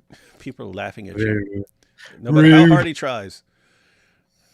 No matter how hard he tries, he just can't get baptized. Welcome to AP land. Rude. The cat-human struggle is real, folks. The cat-human struggle is real. Rude. Why do you guys hate Mike Winger so much? Don't get me started. I have to do a whole live stream. No, to be fair, I'm not allowed to hate my enemies. I have to love them anyway. But as we know, you do have to call out evil. You have to. And it's not unloving to call out and expose terrible, awful evil. I love Mike Winger. I think he's one of the best. Yeah. Yes, I love Mike Winger because I'm commanded to love my enemies. But that doesn't mean he doesn't need to be exposed and humiliated. I will say that part of the problem is that the BBC's government run and the British people have relatively limited local options as a result. Great Britain is totally screwed up. They need to get rid of the BBC and end that alliance between. If that's what they do, if that's how they roll, you need to get rid of it. That should not be under the government. Everything else Tommy is saying is pure cope. He literally obstructed the course of justice. No, are you joking here? Or the country of Prince Andrew, grooming gangs. I literally have a LLB in law from Coventry Uni, a British Uni. I still can't tell if you're being serious. But there's no obstruction. What kind of nonsense are you talking? They targeted a guy because of his and what do they keep doing to the guy? What do they keep doing to the guy? Oh, you read a BBC article while live. Oh, see, 13 months in prison. So, by the way, oh wait, I just wanted to point out along these same lines, he got back to the UK. This is what he's about to go on trial for. They said, you know, Tommy, because of this terrorism law, we can actually order you to give us your phone PIN number so we can look through your phone on this terrorism law. And he's like, what? I'm not a terrorist. Like, yeah, we know we're not, but we're just using that so that we can order you to give your PIN over. He's about to go to prison for that, guys. He wouldn't give his PIN. Why? Because he's got all the people he's in contact with and discussions and all this text and stuff were all on his phone. They're like, give us that. Give us that. So we know everyone you've been talking to. Give us that. And he's like, no. I'm like, well, guess what? You're going to go to prison. This is what he's dealing with. Is David Alpheus here like defending this? Oh, it's great. Oh, it's great. It's a great system. What are you saying, AP? I'm not giving him a number. Well, no, I was just going to share updates so far on the strikes that are happening. Iranian strikes in retaliation. So far, the number of people injured is 71 inside Israel and the Palestinian territories. And the number of dead people is the same. Only one woman died as a result of the Iranian strikes. On the other hand, hang on. Wasn't that the same last time? Like one person was killed, but it was like a Palestinian? Yeah. But this time it's an Israeli woman. On the other hand, the Israeli strikes are still going on. So far, 90 deaths are reported in Iran, 329 injured, and very, very many high-profile figures assassinated, and more places taken out. I think 60% of significant places of nuclear enrichment have been taken out, and so on. Israel is doing a brutal job. This is an interesting situation. This is so Iran is completely outmatched and outbrained in this situation, but they can't sit back and do nothing. They can't sit back and do nothing, so they have to, we will launch all our rockets. Guess what? You're going to lose that. What's the solution? Don't start it. Don't start. Don't start don't start a battle you can't win. Are you stupid? Are you stupid? And keep in mind, the longer Iran, and they know that, here's the thing, Iran knows this. The Iranian leaders know this. They know what? They know if we keep launching these rockets over at Israel, they're going to keep blasting us. They're going to take out more and more leaders until our entire leadership is gone and the people take over. But we can't not send the rockets because then we just look weak and... Yep. So they are screwed, and they put themselves in this situation. And now, Iranian regime, you are screwed. If you stop the retaliation, you're screwed because you look weak. And then everyone's going to see that you look weak. And they're going to take over. The people are going to take over because you look weak. Or if you don't, and you show that you're strong, they're very strong, we'll launch rockets at them. Then they're going to keep blasting away and they're going to take out your entire leadership. In which case, the people are going to take over. Either way, you guys are screwed. And you put yourselves in this situation. That's what they do. That's what they do, man. Susan says, I wish we had Mexican immigration. Oh, that's Tommy Robinson said that when he was asked it. Yeah, when he was asked if he was a racist and so on. And he's talking about, but yeah, it's at some point he was talking about people crossing over in the United States, crossing the border and so on. And he's like, I wish we had Mexican immigration. He's pointing out that, a bunch of these groups, they're hard workers. Like they come and they work. And he's pointing out the difference when Islam, we're not going to immigrate and we're going to leech off the system and things. And so, but anyway, he says, I wish we had Mexican immigration. Are Americans aware the real danger to the U.S. is Islam? Trump is going hard in Los Angeles. They're not aware of anything at all. Yeah, We're certainly better off than the UK, but Americans don't know nothing. I would say people understand Islam a little better here, but not much as far as government and so on. If you don't pay your jizya, you're a super poofta. Right-wing controlled opposition Talk TV on YouTube has new Our Gang News to drip info out as if to prove Tommy Robinson wrong. 7 men out of hundreds placate the public. So Talk TV on YouTube has new Grooming Gang News to drip info out as if to prove Tommy Robinson wrong. Yeah, not familiar with that. Let's see. Check the way Wikipedia frames John Sweeney's career ending, just lies upon lies. You want to look that up, AP? Were you on the Wikipedia site? Were you on Wikipedia when you looked up John Sweeney? It was just on there, yeah. What's it say about why his career ended? Let me see. Let me see. I gotta check in. He says it here. Ivory says he just ceased working for the BBC in 2019, right? Is that what it says? He ceased working. Like, dude, you went after Tommy and lost bigly. You went after Tommy Robinson and you lost bigly and were humiliated. That's why your career ended. Well, it does say, it has a section about Tommy Robinson. On 23rd February 2019, about 4,000 people protested outside BBC offices in Manchester against one of Sweeney's planned Panorama episodes on the activist Tommy Robinson, who also led the protest. During the rally, undercover filming of Sweeney obtained from a supporter of Robinson was shown on a large screen. In the film, Sweeney is heard making a number of remarks which were described by the activist as being racist. Homophobic, and anti-working class. Mm-hmm. Sweeney also made derogatory remarks about the BBC, ordered a large amount of alcoholic drinks, which he claimed were being paid for with his expenses. I remember that. So this is all when he's interviewing the woman that had come to Tommy saying, hey, they're trying to set you up, man. I hate you, but they're trying to set you up, and this is messed up. So Tommy says, okay, I'm going to put a camera on you. And she goes in there and she's recording everything. And it's really messed up because you get an idea of this guy's methodology. He keeps ordering more and more drinks. Hey, don't worry. This is all being paid for by the BBC, trying to get her drunk. And you just think, okay, is this the first time this guy does this? No, guys, think about the guy's MO, because you see it in the documentary. His MO is, let's find someone who's enraged at a guy I'm targeting, and let me just give more and more alcohol until the person is spilling everything and going along with anything I suggest. That's sick, evil stuff. That's BBC, guys. The BBC.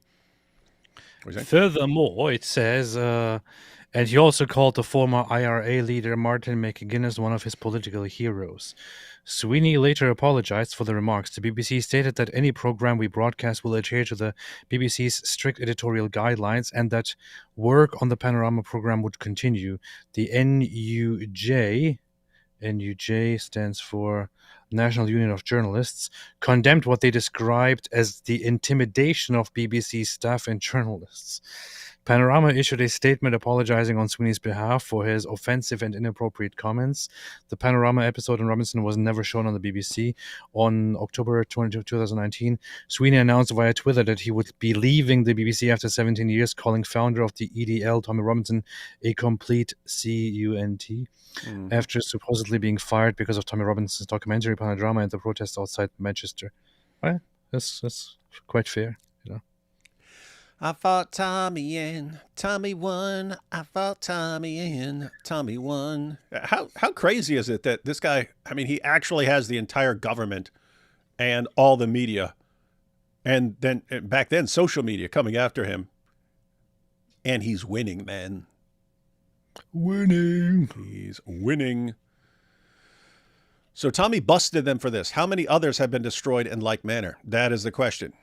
Tommy actually had, Tommy's got hidden cameras and everything like that. He had the ability to expose them, and he did, and showed how evil they are. That's the question. How many people have they done this to who couldn't stop them, who couldn't expose them? I remember when Sweeney was exposing Scientology for doing the sort of thing he did to Tommy. Like blackmailing and digging up dirt. Yeah. Theory: if old Rushdie found out about Al-Zut and Diya Al-Kalbi included it in his book, he wouldn't have lasted as long as he has. Yeah, he needs to write a follow-up. with the story of Al-Zut. They'll have the satanic verses, and then I'll just call it Al-Zut.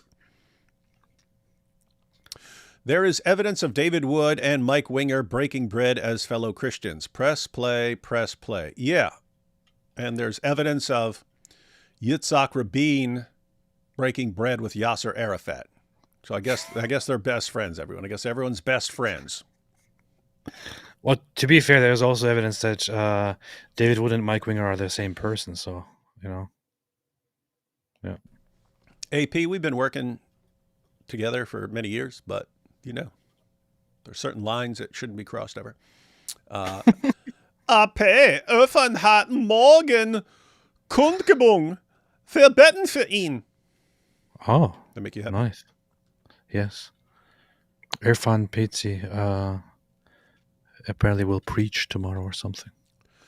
I keep hearing mention of wingerlings. I'll take buffalo sauce, please. Yep. Super Soaker baptisms are where it's at. I can make about 50 new converts in just a few minutes. What the heck is that? That would be if, we dealt with baptisms the way the Dawa guys deal with marriages. You know what I mean? Remember Muhammad Dawa? Oh, let's do a marriage in 60 seconds, 10 seconds. You can do it in 10 seconds for a McDonald's meal. And then you can bang and just divorce her. What is a super soaker? You know what a super soaker is, man? No. It's a really powerful squirt gun. We used to have like the weak little squirt guns where you pull the trigger and stuff. And they come up with a super soaker, which has a tank of water on it, and you pump it up for the air pressure, and you can just blast people, and those things will shoot 30, 40, 50 feet. Pump up the jet. Very basic. What happened with Mike Winger? I can't find fault with him. Gentlemen, if you are joking, let me know here. You can't find fault with Mike Winger? Mike Winger. He's Mike Winger. Oh, and I can't find any fault with Satan either. Satan's really cool based guy. What's wrong with you? I hope the Iranian people will be free of this sadistic, twisted, fanatic, and pure evil regime soon. Free Iran. Free Iran. We do, and I said this a while back that, in the West, especially the United States of America, we have this mentality of, you've got this evil nation. Well, why is it evil? Because of the leader. Just get rid of the leader, and then freedom and democracy will flourish, because that's what people want, freedom and democracy. We think that everyone in the world is just like us, and they're not. And it's like having civilization-destroying consequences that people can't get rid of this idea that everyone is just like us, that everyone wants the same things we want. So what do we do? We say, hey, get rid of the evil leaders like Assad, like Saddam Hussein, like Gaddafi. Get rid of these evil guys, and then freedom and democracy will flourish because the people want freedom and democracy. What happens? We say, let's get rid of Saddam, and let's put a nice freedom and democracy loving government in place. And what happens? They fall apart, and you get ISIS. Why? Because there were enough people there who didn't want freedom and democracy. They wanted something else, and they would actually take over. And so we keep making this mistake. And so I look at places in the Middle East, and I'm like, you need to be careful messing around with stuff, because keep in mind, we got rid of Saddam. Then what do you get? You got something worse than Saddam. Saddam, evil dictator, evil scumbag dictator. But he was keeping the jihadis under control. He kept the jihadis under control. You get rid of Saddam. Okay, now the guy who was keeping the jihadis under control isn't there anymore. And you're replacing him with someone that the jihadis are not scared of. And what happens? ISIS.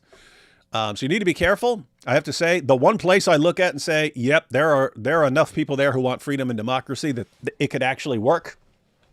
Iran. In Iran, there seem to be enough people who want freedom and democracy where getting rid of the evil dictator might actually work there. With that said, I think the people need to do it themselves. In other words, people need to take over the government themselves. Because if the United States or Israel, someone does it for them, keep in mind, Israel can weaken the government, and that would help the people. But if Israel actually took over the government and handed over, you would always be the government that was, put in place by Israel, and you'd always have, that would always be thrown in your face. So anyway.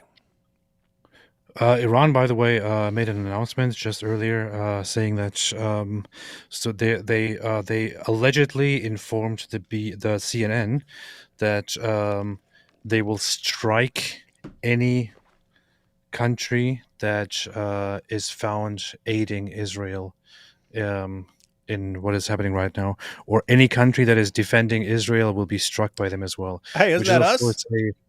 Which is, of course, a ridiculously stupid thing to say. And everybody knows that this is complete nonsense. Because, first off, the number one country that aids Israel in the region right now is the United States of America. Have the balls to strike America. I dare you. I freaking dare you. And then there are other countries which they will never even touch. So they like to bluff a lot. They talk a lot. And it's just hilarious, right? Oh no, AP, what are we going to do? We're in the United States and Iran is going to get us. Iran is coming to get us. We're so scared. Apollos here says, I'm paying you to shout out my event on Modern Day Debate. I just pulled this up. It looks like the one that is tomorrow. Debate. This is on Modern Day Debate, scheduled for 8 p.m. Eastern Time tomorrow. That's a really crap time, man, because me and AP will be live during that time. But guys, you might be more interested in the debate.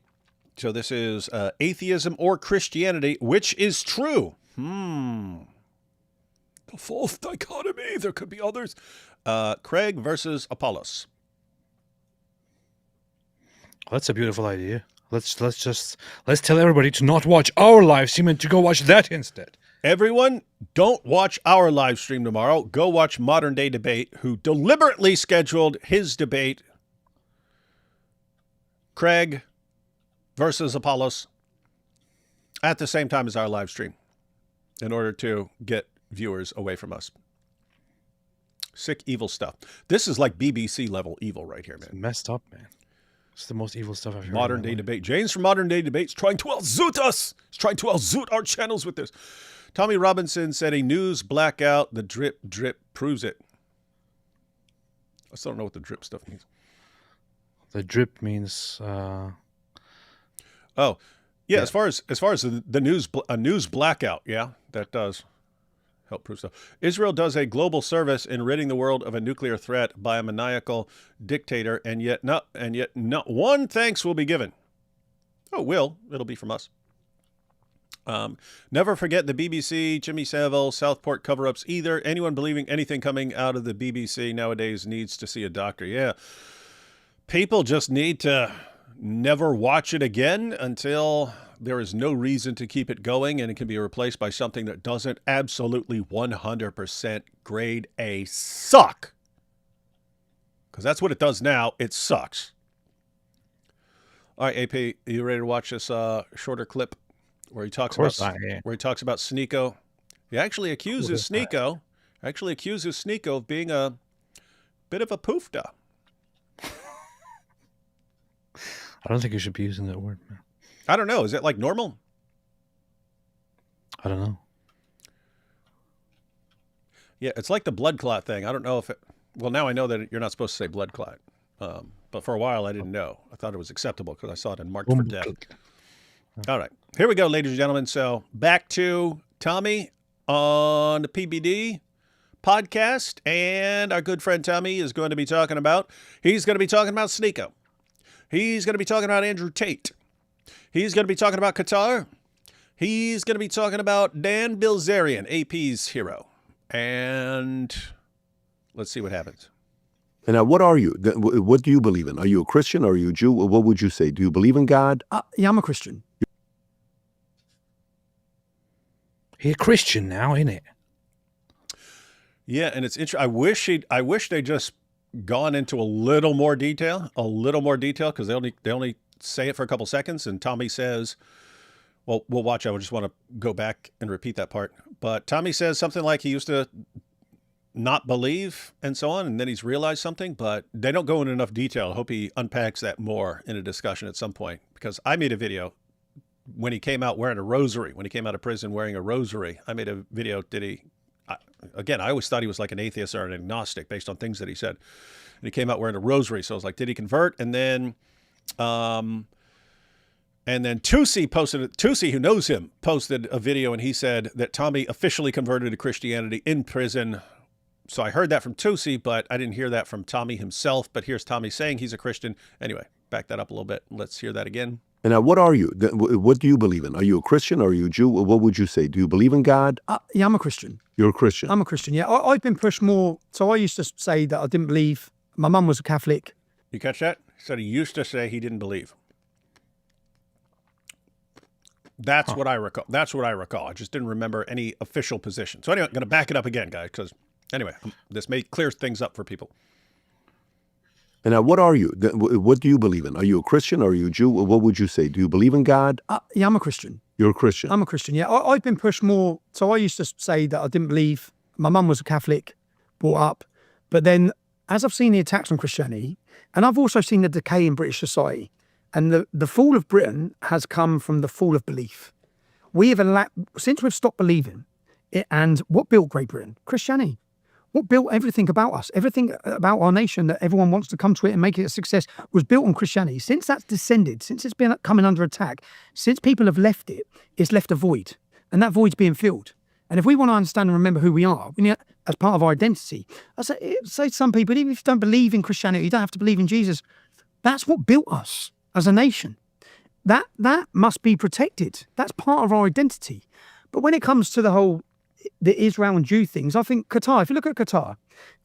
This is interesting. He switches to basically the forces that are trying to undermine things and replace them with Islam. And he goes into Qatar. As far as that point he's making, now this is interesting because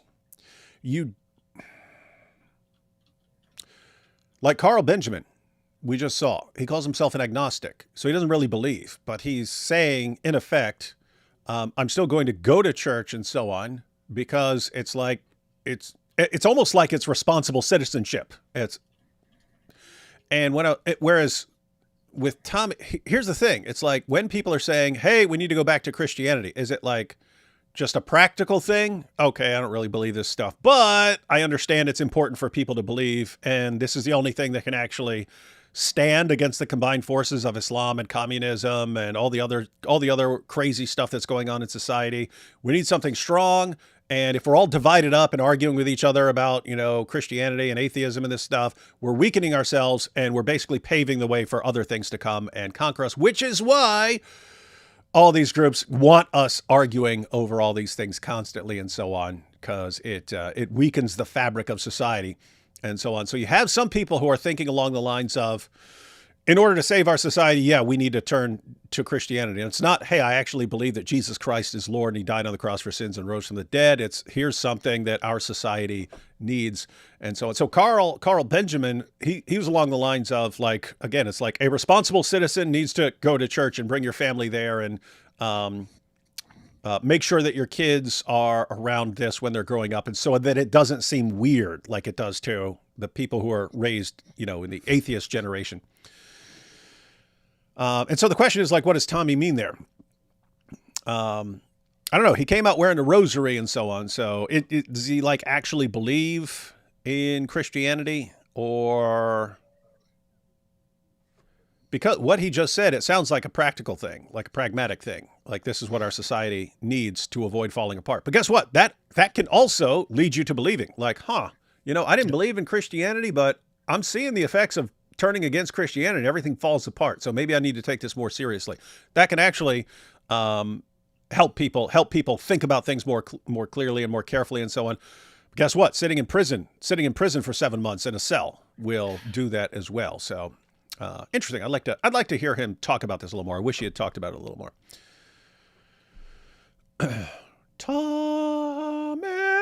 Tommy Robinson. As far as, I should make a video about this.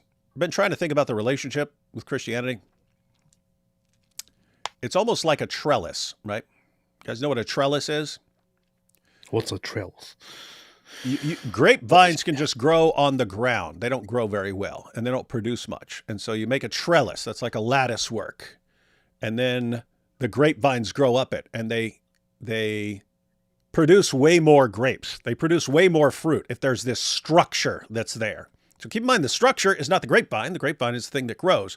But when the grapevines have this structure to grow on, they produce way more fruit. They grow much, much better. Christianity, to me, seems like it's the trellis in your society. And that other things, even non-Christian, even things that aren't the trellis, things that aren't Christianity, they just grow more effectively on with that structure in place. And then when you go in and say, let's get rid of this trellis, let's get rid of Christianity, let's get rid of the structure, everything just falls down to the ground. And it can still grow. It's just, it grows like crap. It grows like garbage after that. Well, That is true. that's true. That must be protected. That's part of our identity. But when it comes to the Israel and Jew things, I think Qatar, if you look at Qatar spent nearly £750 million in funding Islamic organisations across Europe. Radical jihadist mindset. Qatar are behind it. They've been allowed to buy every port in our country. They own half of London. Our politicians have sold their souls to Qatar. Yeah, and Qatar come in. Now, what Qatar used to do, and these countries used to do, they used to fund little charities, Islamic charities, and they'd fund them to be on the streets calling for dawah. Well, that's gone. What is influential now? Influencers. Okay? Sneako. Let me back this up. Guys, you have to understand this point. He's making a very important point. So he's talking about Qatar buying up Great Britain, buying up their ports, and he didn't cover half of it. Qatar is like taking over the UK by constantly buying things, buying properties, taking over everything, supermarkets, things like that. They're buying them and owning them. And they're slowly taking it over. And he says, back in the day, I'll rewind this, but you have to get this point. If you go back 10 or 15 years, if you wanted to spread Islam, you'd fund dawah guys preaching on the streets, right? Dawah guys going to Speaker's Corner. So are these guys being funded by Qatar? I don't know, but that's how you would have done it 10 or 15 years ago. And he points out it's way more effective now to pay influencers to promote Islam for you. So the day of the dawah guy preaching on the street, walking around on the street, hey, convert to Islam, having a dawah booth, that's nothing compared to something like a Lily J or an Andrew Tate or a Sneako converting to Islam and then using the huge platform to spread Islam. So they have a much more effective way of doing that now. But anyway, back up a little bit. There's an important point to get. So get this point. Used to do, and these countries used to. They used to fund little charities, Islamic charities, and they'd fund them to be on the streets calling for dawah. Well, that's gone. What is influential now? Influencers. Okay? Sneako. I watched Sneako convert to Islam, yeah? I don't know why he's converted to Islam. He's gay. So he's converted to Islam. Well, I've watched a video from him saying, well, I wasn't sure if I was gay or not. Yeah? If you're not sure if you're gay or not, Sneako, you're gay. Yeah?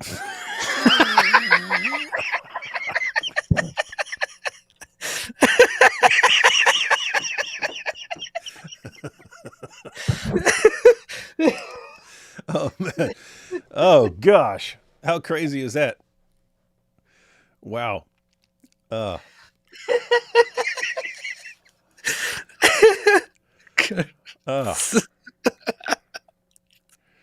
definitely going to watch that part again. That was hilarious. I don't know why he converted to Islam. He's gay. Wait, he's gay? Yeah, he said he doesn't know if he's gay. Sneako, if you don't know if you're gay, you're gay. Oh, boy. Classic. Okay. Going back a little bit, because that's legend status right there, that little bit. For dawah. Well, that's gone. What is influential now?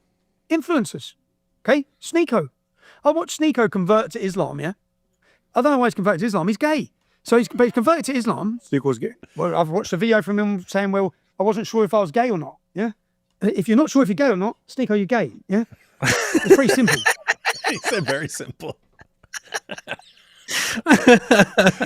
What's funny is he just seemed like he was gonna just brush right past. I don't know why he went to Islam. He's gay, and it seems like he was just gonna go on as if nothing had happened. And Patrick like, what?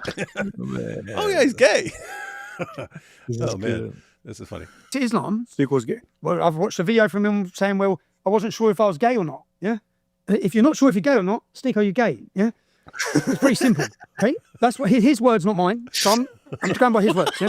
Look at PBD go. PBD's sitting there going, this is a good point. This is a good point. Let me get Sneako on here to talk about his sexual orientation. What is influential now? Influencers. Okay, Sneako. I watched Sneako convert to Islam. Yeah, I don't know why he's converted to Islam. He's gay. So he's converted to Islam. Sneako's gay. Well, I've watched a video from him saying, well, I wasn't sure if I was gay or not. Yeah. If you're not sure if you're gay or not, Sneako, you're gay. Yeah. It's pretty simple. Okay. That's what his words, not mine. So I'm just going by his words. Yeah. But I watched Sneako, and then he converts to Islam because it's become trendy. Remember, people like us telling the truth about Islam, we were attacked and silenced. And then Islam comes in with all its money, and it becomes very trendy. Yeah. And it becomes trendy because all the money's coming and funding it. Did you catch that, guys? So one, you can become, some of these influencers can convert to Islam because it's trendy, right? It's trendy. It's just this thing. Oh, here's a good way to get a bunch of attention. But he's also pointing out it's becoming trendy because people are nations like Qatar and Saudi Arabia are pouring money into it. So there's a ton of money there. There's a ton of money to make it trendy. Meaning if you want to jump on board, if you want to get on the trend, it's actually in your financial best interest. Sneako converts, and then he goes and makes some video in Saudi Arabia, very well produced video. He's drawing the American youth. You need to wake up in America. Yeah. The same with Andrew Tate. Okay. Ooh. These people, in my Catch that? Same with Andrew Tate. Same with Andrew Tate. Same with Andrew Tate. Calling him out. Calling him out. In Saudi Arabia, very well produced video. He's drawing the American youth. You need to wake up in America. Yeah. The same with Andrew Tate. Okay. These people, in my view, so many of the people, I see these TikTokers now after October 7th. Yeah. I saw a black TikToker in America. I wonder what happened. There was a time where Tommy was actually trying to, he was actually planning on getting an interview with Andrew Tate. Mm-hmm. And I don't think that it would be difficult for him to have that interview. He says it here. To have a history. Oh, he does it? He says he wants to have a discussion with Andrew and sort of like try and figure some of this stuff out. Because from what I remember, it was set up and he was waiting for it to happen. He even had a date or something set up, but then it didn't happen. I don't know what happened to her at that time. Yeah, I don't know either. But he's gonna talk about that here in a minute. How he'd like to actually talk to Andrew about some of this stuff. Which that would be an interesting discussion. They're both well spoken, but in different ways. They both can go kind of rapid fire and stuff. So it would be I think it would be huge, especially if they start talking about Islam, because Tommy knows about 10,000 times more than Andrew Tate does about Andrew Tate's religion that he reverted to. Andrew Tate knows more about raping women than he knows about Islam, so which is basically true. Yeah, he's an expert on that. So if Tommy doesn't understand that, Tate can run circles around him. Not the way Al-Zoot ran circles around Muhammad, but Tate would know more about that issue. But on Islam, Tate would get completely crushed, and I would suspect exposed. I have to say, now that Tate knows that Tommy's willing to call him out for you getting paid to say this stuff, I can't imagine Tate actually going through with it unless he let Tommy know beforehand, here are things you cannot bring up in this discussion.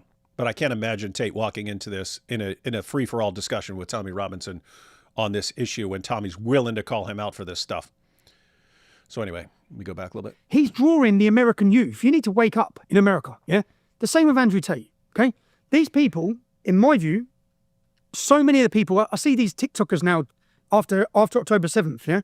I saw a black TikToker in America, and she's got the Quran, and I've just decided to pick up the Quran and start reading it. I think, oh, fuck off. How much have you been paid for that? Yeah? So to get the influence with the next generation of youth, do you know how many people converted to Islam when Andrew Tate converted to Islam? Do you know how many come out of prison holding the Quran? Do you know all these things? In my view, there's Matt, and especially with Sneako. If you want to pick up the Quran, pick up my Quran. It explains exactly how it is rather than theirs.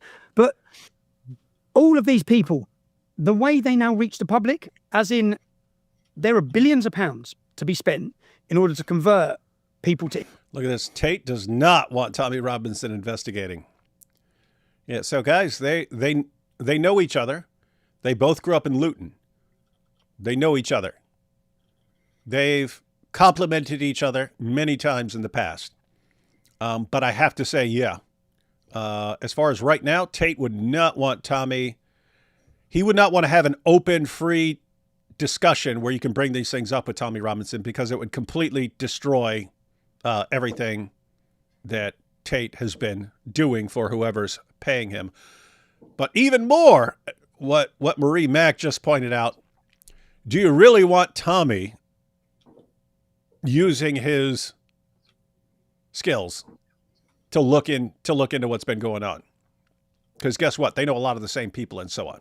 So Tommy would have an insider's view in a way that like the BBC doesn't have, because they know the same people and so on. Anyway, let me back that up, because AP was rudely laughing at some stuff. And start reading it, I think, oh, fuck off. How much have you been paid for that? Yeah. So many of the people, I see these TikTokers now after October 7th, yeah?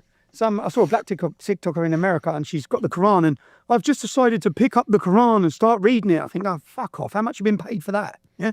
So to get the influence with the next generation of youth, do you know how many people converted to Islam when Andrew Tate converted to Islam? Do you know how many come out of prison holding the Quran? Do you know all these things? In my view, like this is, in my view, there's Matt, and especially with Sneako. If you want to pick up the Quran, pick up my Quran. It explains exactly how it is rather than theirs. Isn't this crazy, AP? And we brought this up. We brought this up here and there. But you've got Qatar buying up massive amounts of properties, sending billions of dollars to U.S. universities to control what those universities are promoting and so on, and what research they're doing and so on and so on. You look at what's going on with the media. Like, you can't expose grooming gangs. And so you look at all this, and what are the Jake Shieldses and Dan Bilzerians and everyone of the world? Oh, the Jews are controlling everything. Really? Who's putting the billions of dollars into controlling all this stuff? Qatar, Saudi Arabia, those places? And you're saying the Jews are controlling everything? And every time you turn on the media, it's how evil Israel is and how Israel's committing genocide and so on. But Israel's controlling everything. The Jews are controlling everything, and not these guys. Anyway, it's insane. All of these people, the way they now reach the public, as in there are billions of pounds to be spent in order to convert people to Islam. In my town centre, there's a shop called Discover Islam. Yeah, it's a shop that's funded. Its sole purpose is to convert non-Muslims to Islam. And that's in every town and city across the UK. There's a mass, and they work with the council. So if America do not wake up to the power and the influence coming in from the money from Saudi Arabia, they're going to convert your youth. And when they convert your youth through the prison system or on the streets, they're going to turn them so quickly and so fast against America and against your own culture and against Christianity and against the Jews. And so the whole Jew hatred thing, it's become fashionable. Yep. You catching this, guys? So you have these places. They're sending they're funding dawah, billions of dollars. They're funding influencers on TikTok, on YouTube, to sway people to convert Islam, to get your kids to convert. That's why there's this big push on TikTok. They know it's a young generation watching on TikTok. They know that young generation knows nothing about Islam, and so you can lie to them and tell them whatever they want. And that's why they are funding these online influencers, sending them piles and piles of money to convert your kids to Islam. And you think, oh, I don't want my kid converting to Islam. The real goal is those kids will what? They'll start hating your nation, everything it stands for, and want it to become Sharia compliant, want Islam to take over. Diabolical. But guess what? The Jews are controlling everything. It's the Jews. The Jews are doing this. The Jews are making your kids convert to Islam. Jews. Do you know what's not fashionable? I get so much criticism. I think I don't get any benefit from it. I'm just speaking the truth. When I grew up in Luton, the Islamic Jihadist Centre is the old synagogue, okay? I have seen so much Jew hatred in my hometown. I remember there was a young family remembering the Holocaust, and it was on the anniversary of, they were having some date, and all the jihadists turned up, and the young family had to lock himself inside the town hall. I don't know any Jewish gangs selling heroin. I don't know any You know, Jewish rape gangs raping their way through our I love country. Was that? this. I love this about Tommy, which is, it has become recently a trend to hate on Jews, to hate on Israel, and all that. And he could have jumped on that very quickly as well. He could have jumped on all of this very quickly. Could have made money off of this. Could have gathered so much support from the insane masses that are currently jumping on the trend of hating Jews. He doesn't do it, however, and he explicitly tells people that it's stupid to do it. That anti-Semitism is nonsense, and that this is actually a plot and a stupid mind game that is being played. So I love this about him. I don't know. I have so much more respect for him since his whole resistance to the whole anti-Semitism thing. And I have to say, that is one of the good sides. That is one of the positive things about dealing with Islam and exposing Islam for all these years, when everyone is against you, when politicians call you Islamophobes and bigots, and journalists call you Islamophobes and bigots, and social media tries to shut you down, and everyone complains about you for years. One of the positive outcomes is you learn to just not go along with the trends and not fall into what everyone is screaming at you to do, and so on, so that when the next thing comes along, you have to hate Jews. Okay, how are you going to make us do that? Well, we'll tell you that you have to, and we'll constantly complain and say that you're licking Israel's balls. And dude, we've been dealing with jihadis. We've been dealing with jihadis for years. What do you have that's basically gonna bully us into going along with you? Because everything you're gonna try has already been tried, but way worse. Anything you want? Threats, intimidation, manipulation. We've been through it all. They tried all that. It didn't work. Here we are. We're still standing. We're still standing our ground. What do you got to make us spend every waking moment whining about Jews? Oh, but it's genocide. Shut up. Shut up. You sound like an idiot. So yeah, hate the Jews, man. Yeah, so Tommy's in that same position. Like, I mean, think. Way more than us. He's had everyone going against him for years. I mean, everyone in every position of power on the planet going after this guy for years. He didn't break. You think you're going to push him around? Oh, you have to hate Jews now, Tommy. Okay, then I'll hate Jews. All right, Not going to work. Not going to work. Back this up a little bit, because Tommy's spitting hot fire here. In the truth, when I grew up in Luton, the Islamic Jihadist Centre is the old synagogue. Okay, I have seen so much Jew hatred in my hometown. I remember there was a young family remembering the Holocaust, and it was on the anniversary of, they were having some date, and all the jihadists turned up, and the young family had to lock himself inside the town hall. I don't know any Jewish gangs selling heroin. I don't know any Jewish rape gangs raping their way through our country. I don't know any bad Jews. I know Islamic, out of control, jihadists, criminals, terrorising our nation from one end of it to the other. And somehow they want to blame that on the Jews as well. So Dan is going for his next... That's true. I even hear that about jihad. I get messages all the time. I'm sure you've gotten them too, AP. Oh, you're complaining about the spread of Islam and jihad. Did you know it's actually the Jews who are doing that to destroy your societies? Wait a minute, guys. You think Jews are these brilliant masterminds and they want jihadis to take over all the nations that are currently helping Israel? That's your theory. Like, yeah. Israel's sitting there, Netanyahu's in the war room and going, you know what? We've got the United States who really keeps having our back and so on. You know what we need? We need Islam to take it over. And that way, we need the entire world to just convert to Islam so that we are completely surrounded by nothing but jihadis. Everyone on board? Okay, let's have a vote. Yay. Oh, yay. Brilliant. All opposed? No one. The ayes have it. We will destroy all Western nations and get them to convert to Islam. This is, that's what Tommy was just pointing out there. It's like, and they want to blame this on the Jews too. It's insane. Anyway, he's talking about, Dan Bilzerian. One of AP's heroes. Terrorising our nation from one end of it to the other. And somehow they want to blame that on the Jews as well. So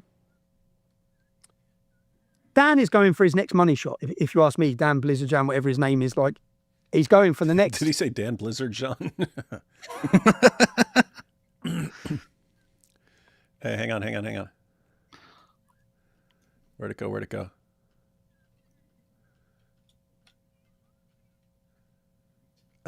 I hate how they switch thing. Now it keeps moving. So we've got, what about the Talmud? Because someone brought it up. Hang on. Here we go.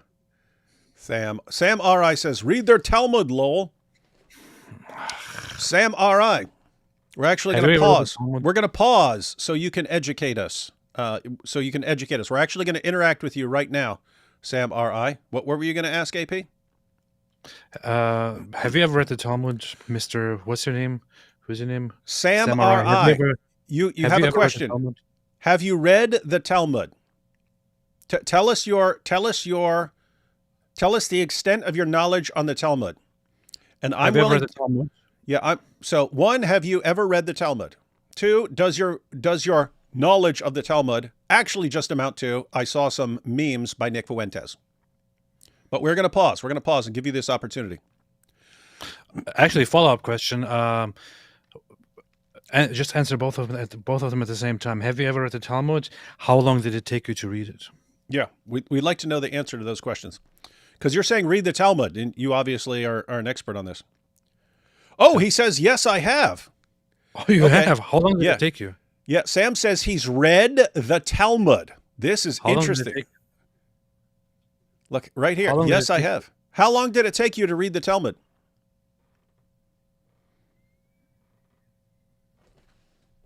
How long did it take you? Come on, Sam R.I. How long did it take you? Was it 2 weeks? Was it 1 week?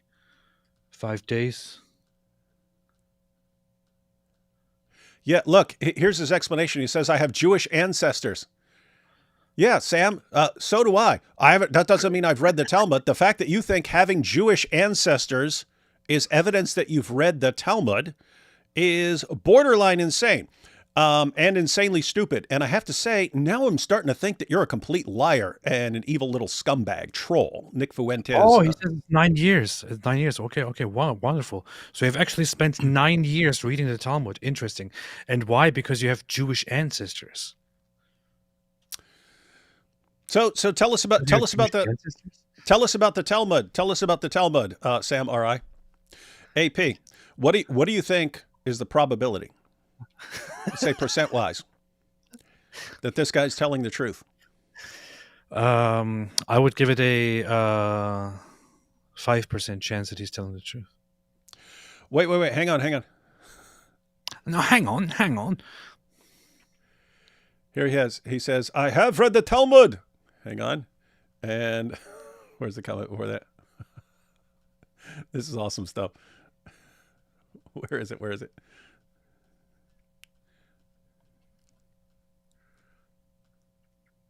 He says, the Babylonia Talmud is pretty sick. He don't even know what it's called. The Babylonia Talmud? The Babylonia Talmud. Oh, hey, here you have it, AP. Hey, AP, here you go. I'm Eastern Orthodox, dude. All right, right. You're Hey, if you want to expose yourself as a complete liar, just tell us that you're an orthobro who read the Talmud. Well, here's the thing, Sam R.I. You shouldn't be lying, especially not to your fellow Christians. You should not be lying at all. I know you don't learn this because you don't go to church. You probably have never stepped foot inside a church. You learn your religion from online memes. But you should not be lying to people. How in the world does it even make sense? In what context and why would you have studied the Talmud? You don't even know the whole concept. Have you read the Talmud question is actually a trick question. No matter what you answer, you're going to expose yourself as ignorant or as somehow illogical. Number one, you don't really actually read the Talmud. You study it. If you were familiar with what the Talmud is and how rabbis study the Talmud, you would understand that.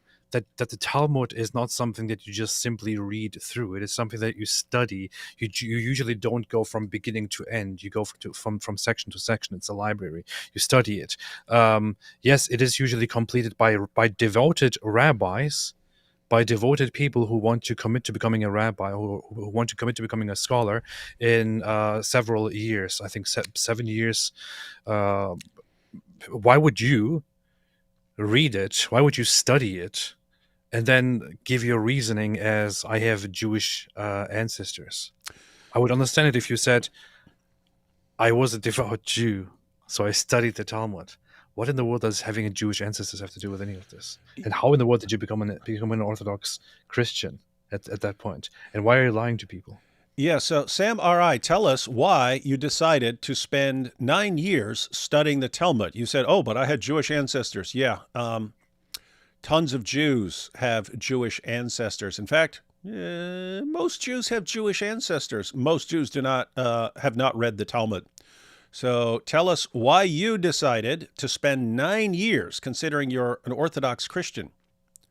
Okay, wait, now he says, because I grew up around Jews. Okay.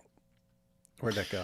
Okay. Hang on. Tell me He says- one thing that is problematic and give me the source of it. Go ahead. He says, Zionist Jews hate Christians. I have studied the Talmud, I promise you.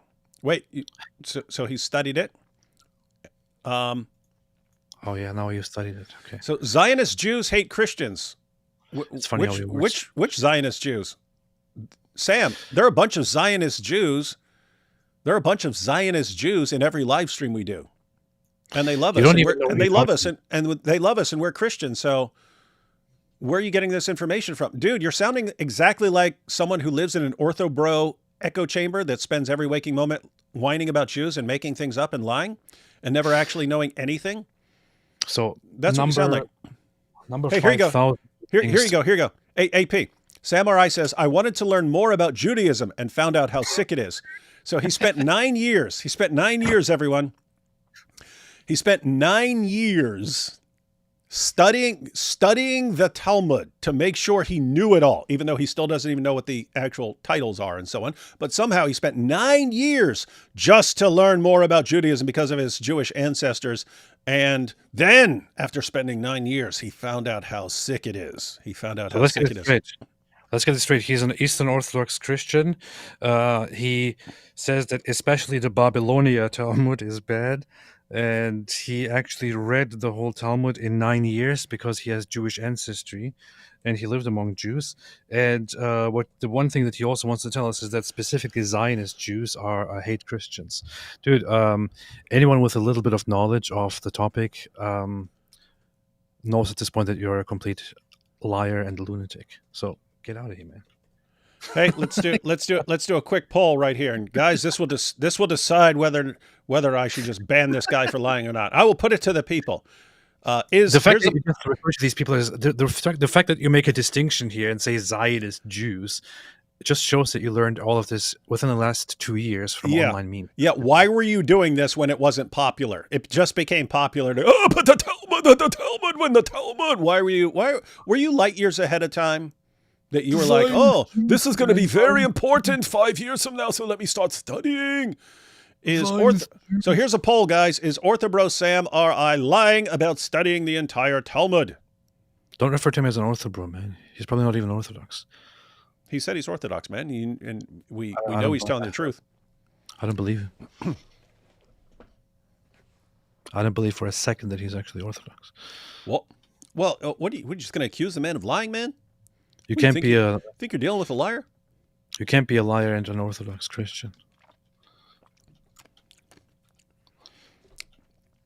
So the poll was, is Orthobro Sam R.I. lying about studying the entire Talmud? 90%. Oh, now it's 89. Oh, you're gaining ground. You're gaining ground. Oh, yeah. Oh, he said you can't be a Zionist and an Orthodox. Well, I am an Orthodox Christian and I'm a Zionist. There you go. What now? What are you going to do now? What are you going to do now? People saying he's not Eastern Orthodox. Of course he's not. Hey, Sam, I have to say, if the percentages are this heavy in favor of you being a compulsive liar, hey, he says he was baptized in 2024. Really? So years after you became the world's leading authority on the Talmud, even though still you don't even know how to cite it properly, but you studied it for 9 years, read the entire thing, all because you had Jewish ancestors, and that's when you found out how sick it was. Then you were baptized. It went like this, man. Look, it went like this. He was like, he's growing up, and he looks at his ancestry, and he's like, okay, I see. I think look, I have curly hair. Look at my nose. My nose looks kind of strange. I think I have Jewish ancestry, and I also have Jewish people around me. I heard that Jewish people have these distinct noses. That's what people say. I think I have Jewish ancestry. Anyway, let me now find out about Judaism. I might want to convert to it. Let me read the Talmud 9 years later. Oh man, this is really, really bad. This is really, really bad. I want to become an Orthodox Christian now. Anyway, I'm going to get baptized now. By the way, during my 9 years of reading this, I have concluded that specifically Zionist Jews hate Christians.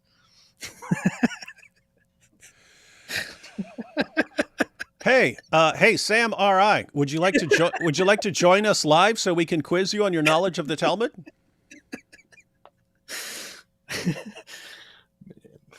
Want to join us live? We'll just have some questions for you about some passages that we're familiar with, and you can enlighten everyone, and you won't need to look up anything because you've obviously studied it. AP, he says he's not a liar. I don't know what further proof you can. No liar would ever say he's not a liar, right? I'm sorry for calling you a liar. Then I didn't know any better. And look, it says Zionists have killed many of our Eastern Orthodox brothers and sisters. Yeah, really interesting. I must have missed that. Yeah. What are you talking about? They're being killed. They're being killed. I must have missed all that. Because the last I checked, the one force that has killed the highest number of Orthodox Christians over the last 20 years in this new century have been Russian Orthodox Christians. You don't seem to be worried about them. All right. Well, all right. That got old real quick. Doesn't want to join us live. It's a big surprise. The people have spoken. Overwhelming number of people think you're just a liar. And then now you're gone, buddy. Now you're gone. Gave you the opportunity. Can't say I don't give them the opportunity, man. If you're just gonna spam, what about the Talmud? What about the Talmud? What about the Talmud? And then expose yourself as a complete liar. Oh, but because I have Jewish ancestors and there are Jews around me, that's when I realized I had to learn the entire Talmud. Hey, I don't know why somebody why somebody is saying something about Sam Shamoun. Sam Shamoun is not a Jew hater. Sam Shamoun is not a Jew hater. Sam Shamoun has his problems with Israel and all that, but he doesn't hate Jews. In fact, I can say this happily. He, after I had my debate with Andrew Wilson, he called me and we had a conversation where he also helped me a little bit understand things better. And I can with all certainty say that Sam Shamoun has no ounce of hate for Jews. Michelle's here, AP. Oh, Michelle, what's up? How you doing? Yeah. Matter of fact, let's go through these super chats real quick because she left one. Let's see. Why does Iran announce every attack before doing it? We're going to launch 800 missiles now. Get ready. Do they think they're in an anime or something? Well, they might as well because it's not like Israel's not going to see them coming. So they might as well announce. Sneako, a.k.a. Tier 1 Dawa apologist. Yeah, he's super knowledgeable and based. Replace BBC in the UK with WBC. Winger Broadcasting. Muscular Chad Christianity returns to the UK and destroys Dawa with Winger's message and alphaness. Is it? For anyone who's new here, this is all a complete joke. This is Mike Winger, basically. And like that's his body type. Let's see. If you don't want to be a poofta, be a Christian. If you want to be a super poofta, Islam is the way. Sneako, Tate, and Tommy are known by their fruit. That's right. Should Turkey be removed from NATO? If I ran NATO, Turkey wouldn't be in there. Pragmatic approach to Christianity can be problematic to use as proof. Next thing you know, you have some genius using it as proof that the East fell because the Eastern Orthodox were pagan or some crap like that.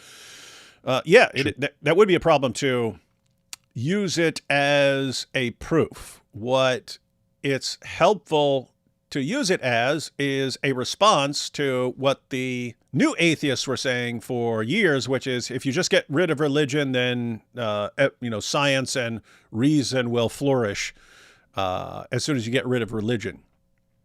And that religion is just, religion poisons everything. That was a slogan back then and so on. And so you need to realize it's doing all kinds of things that you're not familiar with because you're stupid, and that atheism cannot replace those things. And if you get rid of Christianity, start replacing it with atheism, things start falling apart very, very rapidly because Christianity was doing something and you're too dumb to realize it. That's where it comes in. So in other words, it's, hey, maybe you shouldn't have such a negative attitude and maybe you need to look at it more seriously because you were embarrassingly superficial in your thinking about it. That's where it comes in. Please ignore Chad Winger's suggestion about Winger broadcasting. It's a trap. Oh, I'm ignoring everything from Chad Winger. You guys should watch Jay Dyer on Tim Pool sometime. Does have some interdenominational fighting, but still pretty funny. I Funny. tuned in for What like is he, 5 a minutes. comedian? I tuned in for 5 minutes or so. I watched some of the discussion. It seemed like an interesting exchange. Might check it out. Christian Gadfly says, please clip him saying, if you're not sure if you're gay or not, you're gay. That needs to be in the soundboard. Couple things that Tommy said about Sneako and Tate there should be in the soundboard. AP, have you not heard of the prophecies going back decades from Orthodox saints of the next major world conflict? 2 signs. Israel striking Iran's nuclear facilities. 2, shortly after Erdogan, no longer leader of Turkey. I don't think you need a serious prophecy. I could have predicted both of those things. Yeah. I think that so obviously this is the Orthodox perspective, but the Orthodox, so to my understanding, the Orthodox Church has a very doesn't have like a strict ruling or dogma on what's on what concerns prophecies. So I wouldn't necessarily take every prophecy that I hear as a fact, I would say. Getting zooted is Palestinian. That's true. Correction, Al-Zoot was in Muhammad's circle. Yes, true. The Al-Zoot were the circle. Can you make a soundboard of the Sneako bit? You've had multiple requests for that now, AP. I will do that. That is good stuff. Your favorite maid said, how is Mike Winger evil? And how is Satan evil too? It makes no sense. Why would you say something like that? No comment from Gilla here. Oh, then Gilla left. AP, please connect with Irfan. What is that, Pecci? He says Petsy. Petsy, huh? But it's actually Pecci, I think, but he prefers Petsy. Is that Italian? Pecci. No, it's actually Serbian. Oh. A Serbian. Then I have no idea. He's a Serbian dude. If it was Italian, we would say Pecci. We needed a pizza, the spaghetti, and the meatballs, and the spaghetti sauce from Irfan Pecci. A good Serbian man. He is a good Serbian man. Good Serbian? How many Serbians have you met, Serbian. AP? How many Serbians have you met? A lot. I've been to Serbia twice, man. and Joke. Oh, you mean good by comparison to other Serbians who are all terrible? Yes. Okay. We'll let that slide then. I thought hating Jews stopped being cool on September 2nd, 1945. It's making a comeback, ladies and gentlemen, making a comeback. The UK government is abusing Tommy just like the commie Soviet KGB abused its dissidents. Blackmail, slander, kangaroo court, endangering family, etc. Yeah, that's the creepy thing. It's sounding exactly like the Soviet Union's way of dealing with things. Sam, say that because he gay. Is that Sam R.I.? He's gone. Why are you attacking the man after he's already got out of here? David, did you use my joke about fridge not working? What was the joke about the fridge not working? Why did you use this joke, man? What's your problem? What was the joke about the fridge not working, man? Why did you use this joke, man? What's wrong with you? I love you guys, but this is very blood sport. What's very blood sport? Let's see. Lock and bagels for lunch. I'm Jewish. Talmud Ben, trust me, bro. Also Sneak. Why are you gay? Sam R. Lie needs attention bad. He's West Coast Orthodox. You see? I didn't understand half of that, but it sounded pretty based. Hey, Sam, track date. Oh, yeah, that's what we should have had. We should have had some of the guys here sharing some Hebrew for Sam to comment on. But sadly, he was voted a complete, utter, total liar. Oh, I think Ash here is a former Orthodox Jew, Christian convert, who, however, likes to, I think, deal with these dummy anti-Semite people who like to make up lies about the Talmud. I need to talk to you sometime, Ash. Yeah, here's the thing, Sam R.I., if you're still watching, which you are. If you're actually knowledgeable and you really wanted to complain about something in the chat of on the topics that we're discussing, you'd have gone in a completely different direction. That's a tell. Yep. If you automatically go to the same thing like a groiper would go to, you kind of expose or an orthobro. You talk about the online, the Jew hating one. You kind of expose yourself, and so then when you start, oh no, I was a rabbi for 50 years. I was a rabbi who became an orthobro and a groiper. And then as a rabbi, I decided to study the Talmud. Yes. And I read it, and then I decided that Zionist Jews really hate Christians, so I became a Christian. Yes, somehow I can barely spell, but I read the entire Talmud. And it was actually the Babylonia Talmud, the Babylonia of all the Talmuds. Whoa. Here you go, AP. This is why I wanted to go through Super Chats, get down to Michelle. Michelle, AP talked about Michelle earlier. She says, hey guys, just this seconds tuned in late, X watching from start. Big hugs. Nice. Good to see you here, Michelle. I talked about you a little bit at the beginning of this live stream. You might want to check that out. I think it was within the first 5 or 10 minutes or so. But yeah, as said, so Michelle is right here, and she could really need everyone's support and prayers as we speak. Let's see. Ask Sam R.I. What is Tractate Baba Metzia about? Yeah, I wanted to say. Tell us about Libra David 67. Wanted to ask that question because that's on all their little memes, and that one's a made up source. But yeah, you could probably. I'm guessing you could ask, since he didn't even know the name. I'm guessing you could ask him any question about that. Now, what does it say? By the way, that's why I invited him to join live, because if we were just asking him questions, he could look them up and get the AI answers and stuff like that. Whereas if we was actually having a discussion live, would be easy to expose. But anyway, what does it say in God shows? Tell me what it says in God shows. Why did we start going after Sam? Who started going after Sam? What are you talking about? Sam R.I.? Sam R.I.? Because he was in there spamming. What about the Talmud? Oh my goodness, the Talmud! It's like, serious? Is that still a thing? Isn't that like a Twitter thing? Oh, what about the Talmud? Do you realize how old that gets? Like, hey, here I am. I just ate a sandwich. What about the Talmud? Guys, there was just a horrible Talmud. What about the Talmud? But what about the Talmud, man? What's wrong with you? Here you have, if you pretend to be Orthodox but said you read the Talmud, you're probably hay. You're very hay. You're very hay, man. These are the same people who tell me that I get my dispensationalist beliefs from Schofield, despite the fact that I disagree with Schofield's dispensations and other teachings. Yep. They've just been programmed to say that. We should have asked that. Where did we get our view? You got it from the Schofield Bible. The Michael Schofield Bible. A couple years ago, the algorithm was giving me anti-Semitic videos with quotes from the Talmud. Before believing the post, I went and looked at the context. Easy to find that it is conversations between rabbis, not Jewish beliefs. That is correct. Keep in mind, you can find really messed up stuff in there, but it will be a rabbi saying it. And guess what? You are allowed to disagree with that rabbi. In fact, you're required to disagree with some of the rabbis because some of the rabbis say completely opposite things on various issues. And so I've said it a trillion times. If you want to criticize the Talmud, but do it accurately and say, hey, Rabbi so-and-so says this, and that is a messed up thing to say. Therefore, if you are a person who agrees with Rabbi so-and-so, explain yourself, something like that. But that's not how it gets presented. It gets presented, look, this is a quote from the Talmud, which all Jews believe in, and this is what they're plotting against us. It's like, okay, you sound like an idiot. That's what they all believe, man. What's wrong with you? I have $1,000 on the Pacers to win. Please pray for me. I will not.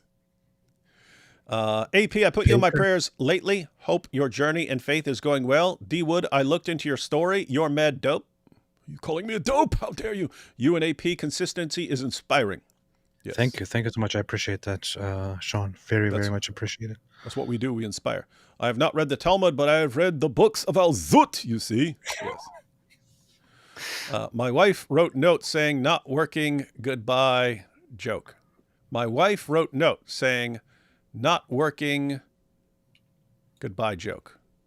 What's that? I think that's supposed to be a joke. Is it? I can't tell. All right, let's finish this Tommy clip.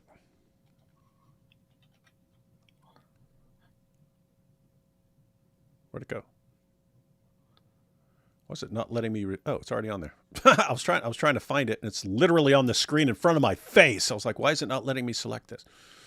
Okay, back up a little. They want to blame that on the Jews as well. So Dan is going for his next money shot. If you ask me, Dan Blizzard John, whatever his name is, like he's going for the next. He knows it's. Isn't that funny, Blizzard John? This is cool. He's calling out all these guys. Like, seriously, what do you think? Is Dan getting paid, or is he just conveniently spending every waking moment going after Jews and whining about them? He's going for the next. He knows it's. If you look at how many likes he gets from being against the Jews, blaming everything on the Jews, and you have a very in America, it's more mainstream, but it's becoming mainstream in the UK as well. There's so many now. If I was Jewish, I'd be worried, really worried. I'd be really, really worried. So, of what's happening across France. No, I don't know video. I saw a video of Sneako. If I'm not mistaken, if I'm wrong, discard it. We'll leave it. I'm not saying edit it, but I thought I saw a clip that Sneako was tired of the way of being a Muslim himself. I may be wrong, Rob. If you can look. No, you're entirely correct. So apparently, PBD saw the clip of Sneako like flipping out. I think there have been a couple clips like that where he's flipping out because everyone's like, "Oh, what you're doing is haram! How dare you do this?" And he flipped out. He flipped out. I can't even use the language, but he was saying, "Get off my, off my PP. Yeah, get off my PP. Get off my PP. Quit telling me what to do. Stop telling me what to do. They're not paying me enough. They're not paying me enough to do this." So yeah, Patrick saw that clip. Right? And he was having a go because they're always stressing him how he has to live his life. Yeah, because he doesn't believe any of it. It's all bullshit. What do you think Tate's reasoning is? Because you've known Tate. Yep. For his brother stays being a Christian, but Tate leaves when he goes to jail, and he says the people that wrote me letters were Muslims, but not a single Christian person wrote me a letter when I was Muslim. No, have you spoken to him about it or no? Write me a letter. So I believe Christian leadership has failed us. But I believe there's a revival happening right now in Great Britain. I'm going to make a mini. Do you remember that? It's weird that PBD takes that nonsense seriously, right? So you had the Tate brothers in prison. And Tristan, I'm a Christian. Christians need to rally around me. And we don't, because you're a freaking sex trafficker trying to use us to dupe people. And you're not using Christianity like that, you sick pervert. With you guys, with the Tate brothers, everything is a tool for them to manipulate people. And then so Christians actually spot that. That actually says something about the Christian. We're a bit harder to manipulate than the Ummah.